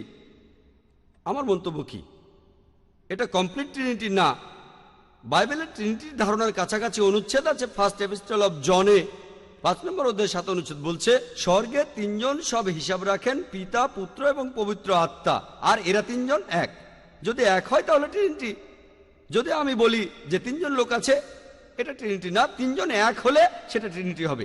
বাইবেলে কোথাও ট্রিনিটি শব্দটা পাবেন না নাম ধরে। ট্রিনিটি শব্দটা বাইবেলে নেই, পবিত্র কোরআনে আছে। সূরা নিসার 171 নম্বর আয়াতে উল্লেখ করা হয়েছে, বলা হয়েছে ওয়ালা তাকুলু সালাসা, তোমরা ট্রিনিটি বলো না, ইনতাহু খায়রাল্লাকুম, তোমাদের জন্য এটা কল্যাণকর। কোরআনে ট্রিনিটি আছে, তবে বলা হয়েছে এটা বলো না। এরপর সূরা মাইদার 73 নম্বর আয়াতে উল্লেখ করা হয়েছে লাকাদ কাফরাল্লাযিনা কালু ইন্নাল্লাহা সালিসু সালাসা, তারা কুফরি করছে, ধর্মের অবমাননা করছে যারা এই কথা বলে যে আল্লাহ তিনের মধ্যে একজন, আল্লাহ হলেন তিনজন মিলে, এটাকে বলে ট্রিনিটি। পবিত্র কোরআনে এই ট্রিনিটি শব্দটা আছে মোট 2 বার, তবে বলা আছে এটা নিষিদ্ধ। পবিত্র বাইবেলে শব্দটা কোথাও নেই। সবচেয়ে কাছাকাছি ফার্স্ট এপিস্টল অফ জন 5 নম্বর অধ্যায় 7 অনুচ্ছেদ, আপনার বলা অনুচ্ছেদটা না, সেটাতে তিনজনকে এক বলা হয়নি, এটাতে বলা হয়েছে। তবে এই ফার্স্ট এপিস্টল অফ জন 5 নম্বর অধ্যায় 7 অনুচ্ছেদ যেটা বলছে যে স্বর্গে তিনজন হিসাব রাখে, পিতা পুত্র আর পবিত্র আত্মা, আর তিনজন হলো এক, এটা বাইবেলের রিভাইজড স্ট্যান্ডার্ড ভার্সন অনুযায়ী, স্ট্যান্ডার্ড ভার্সন রিভাইজ করেছেন 32 জন খ্রিস্টান বিশেষজ্ঞ যারা খুবই উচ্চপদস্থ, যাদের পেছনে 50টি খ্রিস্টান প্রতিষ্ঠান সমর্থন দিচ্ছে। এই বিশেষজ্ঞরা বলছেন যে পবিত্র বাইবেলের এই অনুচ্ছেদটা বানানো হয়েছে, পরে লেখা হয়েছে, তারপর ঢোকানো হয়েছে, আর বাইবেল থেকে এই অনুচ্ছেদটা বাদ দেওয়া হয়েছে। কারণ এটা বানানো হয়েছে, পরে লেখা হয়েছে, তারপর ঢোকানো হয়েছে। তাই রিভাইজ স্ট্যান্ডার্ড ভার্সনে, যেটা হলো বাইবেলের সবচেয়ে বেশি বিক্রি হওয়া ভার্সন, সেখানে এটা নেই। আপনি যেটা বললেন তিনজনের কথা, কিন্তু ট্রিনিটি না। যে অনুচ্ছেদটা বাদ দেওয়া হয়েছে সেখানেও ট্রিনিটি নেই, কিন্তু ট্রিনিটির কাছাকাছি যেটা পবিত্র বাইবেল থেকে বাদ দেওয়া হয়েছে। তাহলে ট্রিনিটি শব্দটা বাইবেলে নেই, এই শব্দটা শেখায় চার্চ। বাইবেল অথবা যীশু খ্রিস্ট কখনো ট্রিনিটির কথা বলেননি। আশা করি উত্তরটা পেয়েছেন। কোনো ভাই কি প্রশ্ন করবেন? হ্যাঁ ভাই। চিকিৎসা করার অনেকগুলো পদ্ধতি আছে, আর তার একটা হলো হোমিওপ্যাথি চিকিৎসা। আমরা জানি যে এই ওষুধে আছে অ্যালকোহল। অনেকে বলে যে 90% হোমিওপ্যাথি ওষুধের মধ্যেই অ্যালকোহল থাকে। এ ব্যাপারে কি বিস্তারিত বলবেন? কারণ কিছু অসুখ বিসুখ আছে যেগুলো শুধুমাত্র হোমিওপ্যাথিক ওষুধেই সারে, যেমন অস্টার আর্থ্রাইটিস ইত্যাদি। ভাই প্রশ্ন করলেন যে হোমিওপ্যাথি চিকিৎসায় বেশিরভাগ ওষুধে অ্যালকোহল থাকে, অনেকে বলে 90%, আর বললেন কিছু রোগ যেমন অস্টার আর্থ্রাইটিস একমাত্র চিকিৎসা হোমিওপ্যাথি, যেটার সঙ্গে আমি একমত নই, তবে এতে কোনো সমস্যা নেই।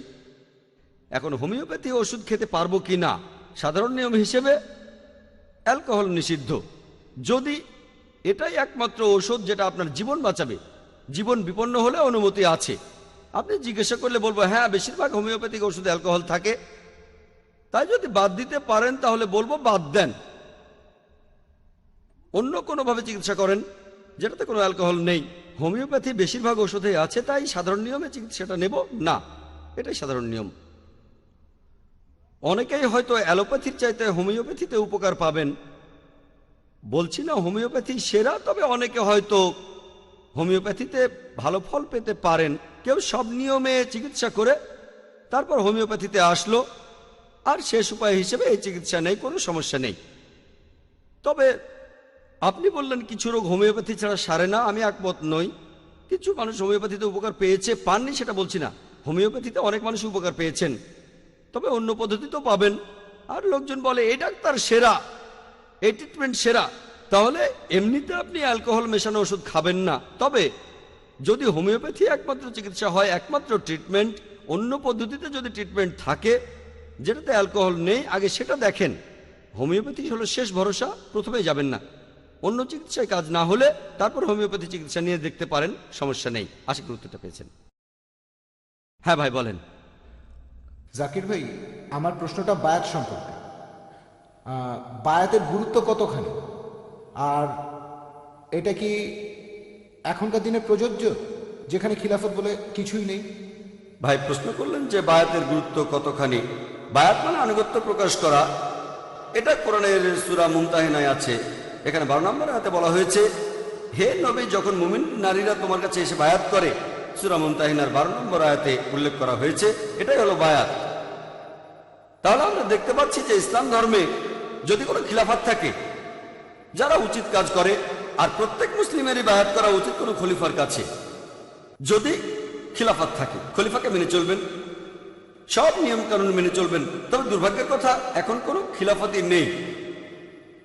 তবে যদি থাকে এটা আবশ্যক। আর নবীজির কাছে একটা বায়াত আমরা অলরেডি করেছি। তিনি আল্লাহর প্রেরিত সর্বশেষ ও চূড়ান্ত রাসূল। যদি কোনো খলিফা থাকেন আমরা বায়াত করব, এটা মুসলিমদের সবার জন্য বাধ্যতামূলক। দুর্ভাগ্যজনকভাবে কোনো খিলাফত নেই। কিছু মানুষ আবারও খিলাফত প্রতিষ্ঠার চেষ্টা চালাচ্ছে, তবে খিলাফত থাকলে বায়াত করা বাধ্যতামূলক। এখন বায়াত বিভিন্ন প্রকারের হতে পারে। আপনি এখানে বললেন খিলাফতের কথা, আমাদের নবীজির কাছে বায়াত করা সেটা আমরা সবাই করেছি। মুসলিমরা লা ইলাহা ইল্লাল্লাহ মুহাম্মাদুর রাসূলুল্লাহ বিশ্বাস করি এক আল্লাহ এবং মুহাম্মদ তার রাসূল। এরপর যদি কোথাও খিলাফত চালু হয় তাহলে বায়াত করা বাধ্যতামূলক। এছাড়াও হতে পারে কোনো অর্গানাইজেশনের কাছে বায়াত করা, এটা বাধ্যতামূলক না। যেমন কোনো অর্গানাইজেশনের নেতার কাছে বায়াত করা। এভাবে যত নিচে নামবেন গুরুত্ব ততটাই কম। নবীজির হাদিসে আছে, যেখানে দুজন লোক আছে তাদের একজন আমির হবে। উপরের দিকে গেলে আমাদের রাসূল, তিনি 1 নম্বর, তারপর আছেন খলিফা। এরপর যদি খলিফা কাউকে ক্ষমতা দেন তাহলে তাকে মানতে হবে। নবীজি সবার উপরে, নবীজি কাউকে ক্ষমতা দিলেন অথবা খলিফা কাউকে ক্ষমতা দিলেন, তিনি থাকবেন পরের স্তরে। নবীজি নিয়োগ দিলেন বা খলিফা নিয়োগ দিলেন, এ আমার হয়ে কাজ করবে, এটা হলো 3 নম্বর পর্যায়ে। এরপর কোনো অর্গানাইজেশনের নেতার কাছে বায়াত করা। এভাবে যত নিচে নামবেন উপরের স্তরে এটা ফরজ নবীজি অথবা খলিফার ক্ষেত্রে। তবে যত নিচে নামবেন সেটা হয়তো হবে কোনো একটা অর্গানাইজেশন মানলেন বা না মানলেন, তবে সেখানেও একজন আমির থাকবে। সেটা এমন না যে তার কথাগুলো মেনে চলা বাধ্যতামূলক। ধরেন 3 জন লোক একসাথে বের হলো ভ্রমণ করতে, ধরেন তারা বের হয়েছে পিকনিক করতে, সেখানেও তাদের মধ্যে একজন নেতা থাকতে পারে। এখন তারা সেই নেতার কথা মেনে চলবে কিনা সেটা আসলে আলাদা ব্যাপার। এখানে স্তরটাও দেখতে হবে। আমিরের কাছে বায়াত করতে হবে না, তবে যদি কাউকে আমির হিসেবে ঠিক করেন তার মানে হলো সে আপনাদের নেতা। আনুষ্ঠানিকভাবে হয়তো তার কাছে বায়াত করছেন না, তারপরও সে নেতা। এভাবে বায়াত করাটা স্তরের উপর নির্ভর করে। এখন নবীজির ক্ষেত্রে এটা আবশ্যিক, আমরা সবাই বায়াত করেছি। খলিফার ক্ষেত্রে আবশ্যিক, নিচের ক্ষেত্রে অতটা আবশ্যিক না। আর এখন দুর্ভাগ্যজনকভাবে কোনো খিলাফতই নেই, তবে খিলাফত থাকলে বায়াত করা বাধ্যতামূলক। আশা করি উত্তরটা পেয়েছেন। কোনো ভাই কি প্রশ্ন করবেন? আসসালামু আলাইকুম ভাই। ওয়ালাইকুম আসসালাম রহমতুল্লাহ বারাকাতুহু। এখন অনেক অমুসলিম মহিলাই ইসলাম ধর্ম গ্রহণ করছে। আমার প্রশ্নটা এই মহিলাদের বিয়ে সম্পর্কে, কারণ অনেক মুসলিম পরিবারই বেশ রক্ষণশীল, আর তারা চায় না যে তাদের ছেলে এমন কোনো রিভার্ট মহিলাকে বিয়ে করুক। ভাই প্রশ্ন করলেন যে অনেক মহিলা ইসলাম গ্রহণ করছে, আর আমিও একমত যে পুরুষদের চাইতে মহিলারা বেশি ইসলাম গ্রহণ করছে। যারা ইসলাম গ্রহণ করছে তাদের 2 ভাগ মহিলা আর 1 ভাগ পুরুষ। আপনি বললেন যে এই মহিলাদের বিয়ে করতে সমস্যা হয়, আর অনেক মুসলিম পরিবারই চায় না তাদের ছেলে এমন রিভার্ট মেয়েকে বিয়ে করুক। যোগ্যপাত্র খুঁজে পাওয়া, রিভার্টদের কথা বাদ দেন, যারা প্রথম থেকে মুসলিম মহিলাদের জন্য যোগ্যপাত্র খুঁজে পাওয়া কঠিন। রিভার্ট তাদের কথা বাদ দিলাম, পরিস্থিতি খুবই খারাপ, বেশিরভাগ মানুষই ভুল পথে চলছে। তাহলে ভালো পাত্র খুঁজে পাওয়া এখন একটা সমস্যা, আর ভালো ছেলে খুঁজে পাওয়া কঠিন। ভালো মেয়ে খুঁজে পাওয়া সহজ, কারণ আল্লাহ তাদের সেভাবে বানিয়েছেন, আর মহিলারা সেজন্য বেশি ইসলাম গ্রহণ করছে। এখন আপনার প্রশ্নটা রিভার্ট কোনো মহিলাকে বিয়ে করার প্রসঙ্গে। এটা বলা উচিত না যে মুসলিম ছেলে রিভার্ট মহিলাকে বিয়ে করবে না। আর অনেক সময় ইসলাম গ্রহণের পেছনে অন্য কারণও থাকে, সব না, কিছু কারণ। হয়তো LBW, লাভ বিফোর ওয়েডিং, প্রেম করে বিয়ে করবেন, এক্ষেত্রে আগে ইসলাম ধর্ম গ্রহণ করতে হবে, তাই রিভার্ট হলেন। তবে আলহামদুলিল্লাহ আমি অনেক মহিলাকে দেখেছি যারা মুসলিম হয়েছেন ইসলামের কারণেই। এখনকার দিনে অনেকে ইসলাম গ্রহণ করছে। যদি কোনো মেয়ে বা ছেলে ইসলামের গুণের কারণে মুসলিম হয়, কারণটা LBW না, লাভ বিফোর ওয়েডিং। আর এমনটা হলে এরা যে ইসলাম ধর্ম পালন করবে তার সম্ভাবনা বেশি, জন্ম থেকে যারা মুসলিম তাদের চেয়ে তো বেশি। এটাই সাধারণত হয়, তবে সবসময় না। মাশাআল্লাহ, জন্ম থেকে মুসলিম এমন অনেকেই আছেন খুবই ধার্মিক। তবে সাধারণত যদি কোনো লোক ইসলাম ধর্মের সৌন্দর্য দেখে মুসলিম হয়, ইসলাম সম্পর্কে জেনে, তাহলে তার ধর্ম পালন করার সম্ভাবনা বেশি, জন্ম থেকে যারা মুসলিম তাদের চাইতে অনেক বেশি। বুঝতে পেরেছেন? তবে আমি সেই সব রিপার্টদের কথা বলছি না যারা মুসলিম হচ্ছে অন্য কারণে হোক, সেটা টাকা বা প্রেমের কারণে। এমনকি আলহামদুলিল্লাহ তাদের মধ্যে অনেকে যারা মুসলিম হয়েছে হয়তো প্রেমের কারণে, হয়তো প্রথমে ইসলাম সম্পর্কে জানতো না, একটা মুসলিম ছেলের সাথে প্রেম ছিল, কয়েক বছর পরে দেখা যায় সেই মেয়ে সেই মুসলিম ছেলের চাইতে বেশি ধর্ম পালন করছে, ছেলেটা শুধু নামে মুসলিম। বিয়ের আগে মেয়েটাকে বলেছে তোমাকে ধর্ম বদলাতে হবে, তারপর দেখা গেল সেই মেয়ে মুসলিম হলো, কয়েক বছর পরে সেই মেয়ে হয়তো ইসলাম পালন করছে বেশি বেশি করে। হয়তো স্বামীকে সে দাওয়া দিচ্ছে, স্বামী মানবে কিনা সেটা আলাদা ব্যাপার, এরকম অনেক আছে। তবে যদি কোনো পুরুষ বা মহিলা ইসলামের গুণের কারণেই মুসলিম হয়, তাহলে তারা মুসলিম ঘরে জন্মানো ছেলে মেয়েদের চাইতে বেশি ধর্ম পালন করবে, এই সম্ভাবনাই বেশি। এখানে অনুৎসাহিত না করে উৎসাহ দিতে হবে। তবে এর পাশাপাশি অন্যান্য বিষয়গুলো দেখতে হবে। আরো অনেক বিষয় আছে। অনেকে দেখে সৌন্দর্য, আভিজাত্য, সম্পদ আর গুণ, সেরা হলো গুণ। অন্য তিনটা বিষয় দেখবেন, এমন না যে দেখবেন না। কেউ যদি সুন্দরী মেয়ে বিয়ে করতে চায় করতে পারে, এতে কোনো রকম সমস্যা নেই। তবে সেরাটা হলো গুণ। সৌন্দর্য দেখতে গিয়ে গুণটাকে বাদ দেবেন না। যদি কারোর মধ্যে চারটা জিনিসই পান তবে তা আলহামদুলিল্লাহ। যদি কাউকে বিয়ে করেন যে সুন্দরী, সম্পদশালী, অভিজাত আর গুণবতী, আলহামদুলিল্লাহ। তবে সেরাটা হলো গুণ। আর নিজের অবস্থানের সাথে সামঞ্জস্য রেখে বিয়ে করবেন, এগুলো সব হাদিসে লেখা আছে। অবশ্য এমন না যে সবই মানতে হবে, কিছু নাও মানতে পারেন। শুধুমাত্র গুণের জন্য অনেক কিছু বাদ দিতে পারেন, এভাবেও বিয়ে করে সুখী হতে পারেন আপনি। তাহলে এখানে বিভিন্ন বিষয় দেখে নিতে হবে। এখানে অনুৎসাহিত করা হচ্ছে না, উৎসাহ দেওয়া হচ্ছে, তবে বিভিন্ন বিষয় দেখে নিতে হবে। এমন না যে কলেজে প্রেম হয়েছে, এক বছর পরে মুসলিম হয়ে বিয়ে করে ফেললেন। এখানে অনেক বিষয় দেখতে হবে। সেই মেয়ে একজন ভালো মুসলিম হতে পারে, এখানে সব দিকে খেয়াল রাখবেন। তাদের অনুৎসাহিত করবেন না, বরং আপনারা উৎসাহ দেবেন। আশা করি উত্তরটা পেয়েছেন। কোনো ভাই প্রশ্ন করবেন? হ্যাঁ ভাই। যীশুখ্রিস্ট বলেছেন যে তোমাদের প্রতিবেশীকে ভালোবাসো, শত্রুকে ভালোবাসো। এছাড়াও শ্রী শ্রী রবিশঙ্কর আর অন্যান্য ধর্মীয় গুরুরা মানুষকে ভালোবাসার কথা বলেছেন, আর এভাবে তাদের অনুসারীর সংখ্যাও বাড়ছে।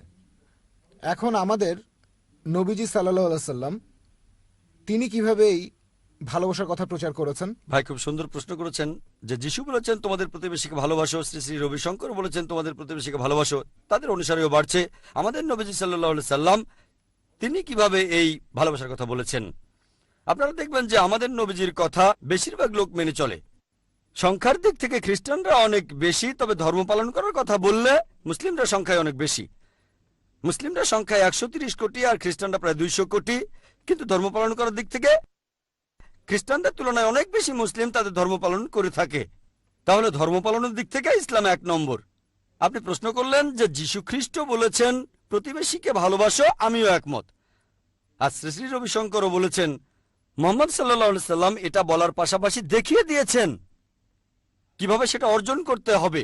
নবী সাল্লাল্লাহু আলাইহি সাল্লাম বলেছেন যে একজন কখনো সত্যিকারের মুসলিম হবে না সে যদি ভরপেটে নিজের ঘরে ঘুমায় যখন প্রতিবেশী ক্ষুধার্ত থাকে।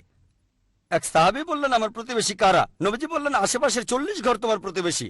40টা ঘর আপনার প্রতিবেশী। তার মানে ভরপেটে ঘুমাতে পারবেন না যদি প্রতিবেশী ক্ষুধার্ত থাকে। এমন অনেক হাদিস প্রতিবেশীর কথা বলছে, ঠিক। আর এর পাশাপাশি সেখানে সুবিচারের কথা বলা হচ্ছে। প্রতিবেশীকে ভালোবাসবেন, শ্রদ্ধা করবেন, হোক সে মুসলিম বা অমুসলিম, একই সাথে ন্যায় বিচারও করতে হবে। কিন্তু মিডিয়া তারা ভুল জিনিস প্রচার করে। ইসলামে যেখানে ন্যায় বিচারের কথা বলা হয়েছে তারা সেটা অন্যভাবে প্রচার করে। তবে আমাদের নবীজি যে বলেছেন তোমাদের প্রতিবেশীকে ভালোবাসো, এ কথাটা প্রচার করে না, যেন এ কথাটা কোথাও বলাই হয়নি।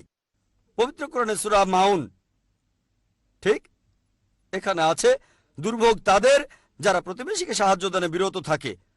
পুরো একটা সূরায় আছে। নবীজি সাল্লাল্লাহু আলাইহি ওয়াসাল্লাম যে শুধু প্রতিবেশীকে ভালোবাসতে বলেছেন তাই নয়, তার পথটাও দেখিয়ে দিয়েছেন। আর আপনারা দেখবেন শ্রী শ্রী রবিশঙ্করের সাথে সেই বিতর্কে তিনি বলেছেন শুধু ভালোবাসার কথা। ঈশ্বর সবাইকে ভালোবাসেন, যেটা আমি পরে পরিষ্কার করে বললাম যে কোরআন ওই কথা বলছে যে আল্লাহ পরম করুণাময় আর পরম দয়ালু। এটা আছে পবিত্র কোরআনে সূরা বুরুজের 14 নম্বর আয়াতে। আমি সেখানে উত্তর দিতে গিয়ে বলেছিলাম যে আমি শ্রী শ্রী রবিশঙ্করকে ভালোবাসি। আর যখন বলেছিলাম যে আপনাকে ভালোবাসি সেজন্য আপনার ভুলগুলো শুধরে দিতে চাই, উনি পরে উত্তর দিতে এসে বললেন লোকজন মুখে বলে মন থেকে বলে না। তার মানে অভিযোগ করলেন যে আমি মুখে বলছি মন থেকে বলছি না, যেটা অন্যায়। এভাবে বলাটা অন্যায়। আমি এটা নিয়ে কিছুই বলিনি, বলেছিলাম তার বইয়ের উদ্দেশ্যটা ভালো, বলিনি যে উদ্দেশ্যটা খারাপ, আমি তার প্রশংসা করেছি। তাহলে মানুষ হিসেবে কার কাজটা বেশি ভালো? তার লেখা বইটা আসলে ইসলামের অবমাননা, এতে ক্ষতি হতে পারে, রায়টা বেঁধে যেতে পারে। ইসলামের অবমাননা করেছেন, তারপরেও বলেছি তার উদ্দেশ্য বা নিয়তটা ভালো ছিল যে মুসলিম আর হিন্দুরা একত্রিত হবে, তবে কথাগুলো ভুল। আর আমি যখন বললাম যে ওনাকে ভালোবাসি, উনি পরোক্ষভাবে বললেন মানুষ অনেক কথাই মুখে বলে, মন থেকে বলে না। আমি তো মুখে বলেছি, উনি মুখেও বলেননি যে আমাকে ভালোবাসেন। ঠিক, তাহলে আপনারা যদি নিরপেক্ষভাবে আর যুক্তি দিয়ে দেখেন যে সেখানে কিছু লোক বলেছিল ও জাকির ভাই উনি তো এসব ব্যাপারে খুব কঠিন, কোথায় কঠিন, সেই বিতর্কটা যদি দেখেন, সেখানে দ্বিতীয় অংশে বলেছি আমি আসলে সবর করছিলাম। কিছু বললে একটা নেতিবাচক প্রভাব পড়তে পারে।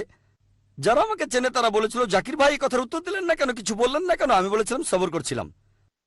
তাহলে আমরা প্রতিবেশীকে ভালোবাসবো, তবে সে তার ক্ষতি করুক এমন কিছু আমরা চাই না। ঠিক, কাউকে ভালোবেসে যদি এই কথা বলি, উদাহরণ দিচ্ছি, একজন ধরেন আমার বন্ধু, সে সবসময় ক্লাসে ফার্স্ট হয়, পরীক্ষা দিতে যাওয়ার সময় সামনে কালো বিড়াল পড়লো, সে বলল কালো বিড়াল দেখেছি, এটা অশুভ লক্ষণ, আজকে আমি পরীক্ষা দেব না। আমি তাকে বলবো ভাই কালো বিড়ালে কিছু যায় আসে না, আমার সামনে এমন কালো বিড়াল অনেক পড়েছে, কিছুই হয়নি। না না, তখন কি বলবো তোমাকে ভালোবাসি, তুমি ঠিক, তাকে তো ভালোবাসি, সেজন্যই শুধরে দেব। কালো বিড়াল ক্ষতি করে না, তাকে ভালোবাসি বলে এই কথাটা বলে দেবো তাকে আমি। তাই যেহেতু শ্রী শ্রী রবিশঙ্করকে ভালোবাসি, আমি চেয়েছিলাম তিনি যেন পরকালে বেহেশতে যান, সেজন্য শুধরে দিয়েছিলাম। উনি হয়তো সেটা বোঝেননি, যার ঈমান আছে তিনি এটা বুঝবেন।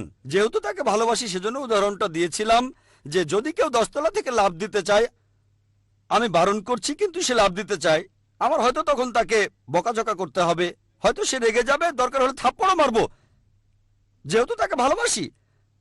ভালোবাসা শুধু মুখের কথায় হয় না, আমি ওনার সঙ্গে একমত।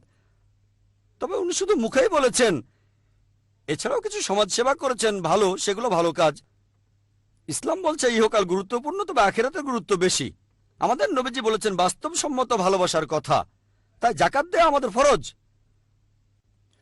গরিব লোকদের দান করার জন্য। আপনি যদি ইসলাম ধর্মের মূল নীতিগুলো দেখেন, এগুলোই সবচেয়ে মানবিক। মিডিয়া যেটা করে, তারা প্রসঙ্গ ছাড়া কিছু জিনিসের উদ্ধৃতি দেয় আর সেটা ভুলভাবে প্রচার করে। ইসলাম ধর্মে যেটা আছে সেটা অন্য কোনো ধর্মে নেই। যেমন ধরেন ধর্মের অবমাননা, ইসলামের নিয়মটা যদি কেউ যুদ্ধ ঘোষণা করে আল্লাহ ও রাসূলের বিরুদ্ধে, সূরা মাইদা 33 নম্বর আয়াতে উল্লেখ করা হয়েছে, যদি কেউ যুদ্ধ ঘোষণা করে আল্লাহর বিরুদ্ধে, তার রাসূলের বিরুদ্ধে, ধ্বংস করে বেড়ায়, হয় তাকে হত্যা করো বা ক্রুশবিদ্ধ করো, অথবা তার হাত পা কেটে ফেলো বা নির্বাসন। 4টা অপশন। হয়তো বলবেন ও সন্ত্রাস, কোথায় সন্ত্রাস? কেন? ধরেন আমি কাউকে জিজ্ঞেস করলাম, ধরেন কেউ আপনার স্ত্রীর বদনাম করলো, মায়ের বদনাম করলো, কুৎসা রটালো, কি করবেন? ও আমি তার নাক ভেঙে ফেলবো, ঘাড় ভেঙে ফেলবো। আমি বলবো কেন? মুসলিমদের জন্য আল্লাহ ও তার রাসূল, তারা আমাদের কাছে এই পৃথিবীর মধ্যে সবচেয়ে বেশি প্রিয়, মা বাবা স্ত্রী এদের চাইতেও। কেউ আপনার মায়ের বদনাম করলে আপনি কি করবেন? রেগে যাবেন, ঠিক ঠিক। কেউ তার নামে কুৎসা রটালে মারতে চাইবেন, কেন? আপনার অধিকার। আমাদের ইসলাম ধর্মের নবীজি বলেছেন যদি কেউ আল্লাহ এবং রাসূলকে বেশি ভালো না বাসে, তার মায়ের চাইতে, তার বাবার চাইতে, তার স্ত্রীর চাইতে, তার সন্তানের চাইতে, সে সত্যিকার মুসলিম নয়। যখন কেউ আপনার মায়ের বদনাম করে, তার নামে কুৎসা রটায়, আপনি তখন রেগে গিয়ে তাকে মারবেন, কোর্টে কেস করে দেবেন। ইসলামে আল্লাহ এবং রাসূল তাদেরকে অনেক বেশি ভালোবাসি, মা বাবা স্ত্রী সন্তানের চেয়েও বেশি। হয়তো তারা তাদের নবীকে এতটা ভালোবাসে না, সেটা তাদের সমস্যা। লজিক্যালি দেখলে বুঝবেন ইসলাম সবচাইতে মানবিক ধর্ম।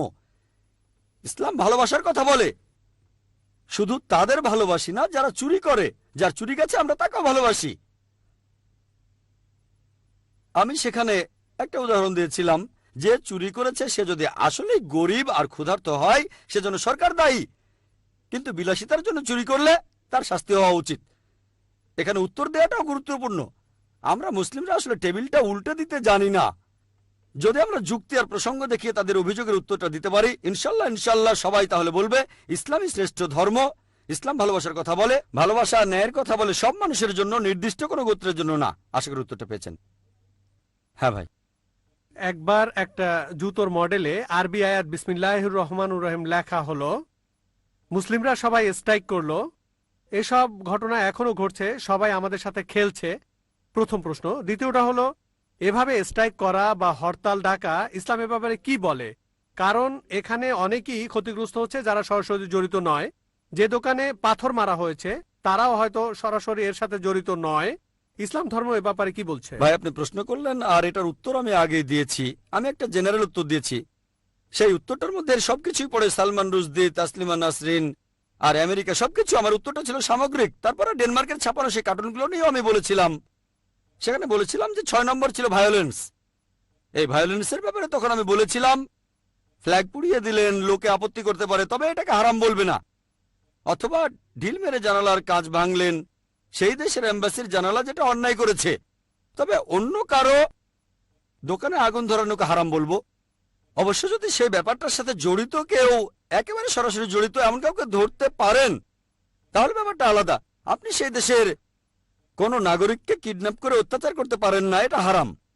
তাহলে দোকানে পাথর মারা এটা সম্পূর্ণ হারাম। যদি সেই দোকানদার অন্যায় কিছু করেছে সেজন্য পাথর মারছেন, তাহলে ঠিক আছে, তবে অন্য কাউকে আক্রমণ করা ঠিক না। এখানে যেটা করতে পারে না, আমি আগেও বলেছি, যদি সেই দেশ দায়ী হয়, প্রধানমন্ত্রী এটাকে সমর্থন করে, তার মানে প্রধানমন্ত্রীও জড়িত। প্রধানমন্ত্রী দায়ী, সেজন্য নিরীহ নাগরিককে মারতে পারেন না। খুব বেশি হলে ফ্ল্যাগ পোড়ানো, আমি বলছি না যে এটাও ঠিক, তবে ভায়োলেন্সটা যদি হয় ফ্ল্যাগ পুড়িয়ে দেয়া, এম্বাসিতে পচা ডিম ছুঁড়ে মারা, যদি ভায়োলেন্সটা এরকম হয়, সামান্য খুব একটা আপত্তি করবে না মানুষ। তবে চূড়ান্ত ভায়োলেন্সে নিরীহ মানুষ মারা, অত্যাচার করা, অথবা বাড়িঘর পুড়িয়ে দেয়া, অথবা দোকান পুড়িয়ে দেয়া, এগুলো হারাম ইসলামে। এমন করা আমার মতে সম্পূর্ণ ভুল। হ্যাঁ, আপনি মিডিয়ায় উত্তর দিতে পারেন, শান্তিপূর্ণভাবে প্রতিবাদ করেন, সমস্যা নেই। অর্থনৈতিক, আমি তাদের পণ্য কিনবো না, সেগুলো ব্যবহার করব না, ড্যানিশ পণ্য আমি কিনবো না, ভালো। কোর্টে কেস করেন, তাহলেও সমস্যা নেই। ভায়োলেন্স সামান্য হলে ঠিক আছে, না হলে না। একইভাবে দেখবেন এই ব্যাপারটা ইসলামের বদনাম করলে এগুলো থেকে বেছে নেন, সমস্যা নেই, তবে ভায়োলেন্স না। আশা করি উত্তরটা পেয়েছেন। ওয়াখিরু দাওয়ানা আলহামদুলিল্লাহি রাব্বিল আলামিন। ইয়া রাব্বু ইন্নাকা আনতাস সালাম মিনকাস সালামু ইলাইকাস সালাম। ইয়া রাব্বু ইন্নাকা আনতাস সালাম মিনকাস সালামু ইলাইকাস সালাম। লিআমরিকা ইয়ারজিউ আমরুল আনাম بين يديك قلوب الأنام.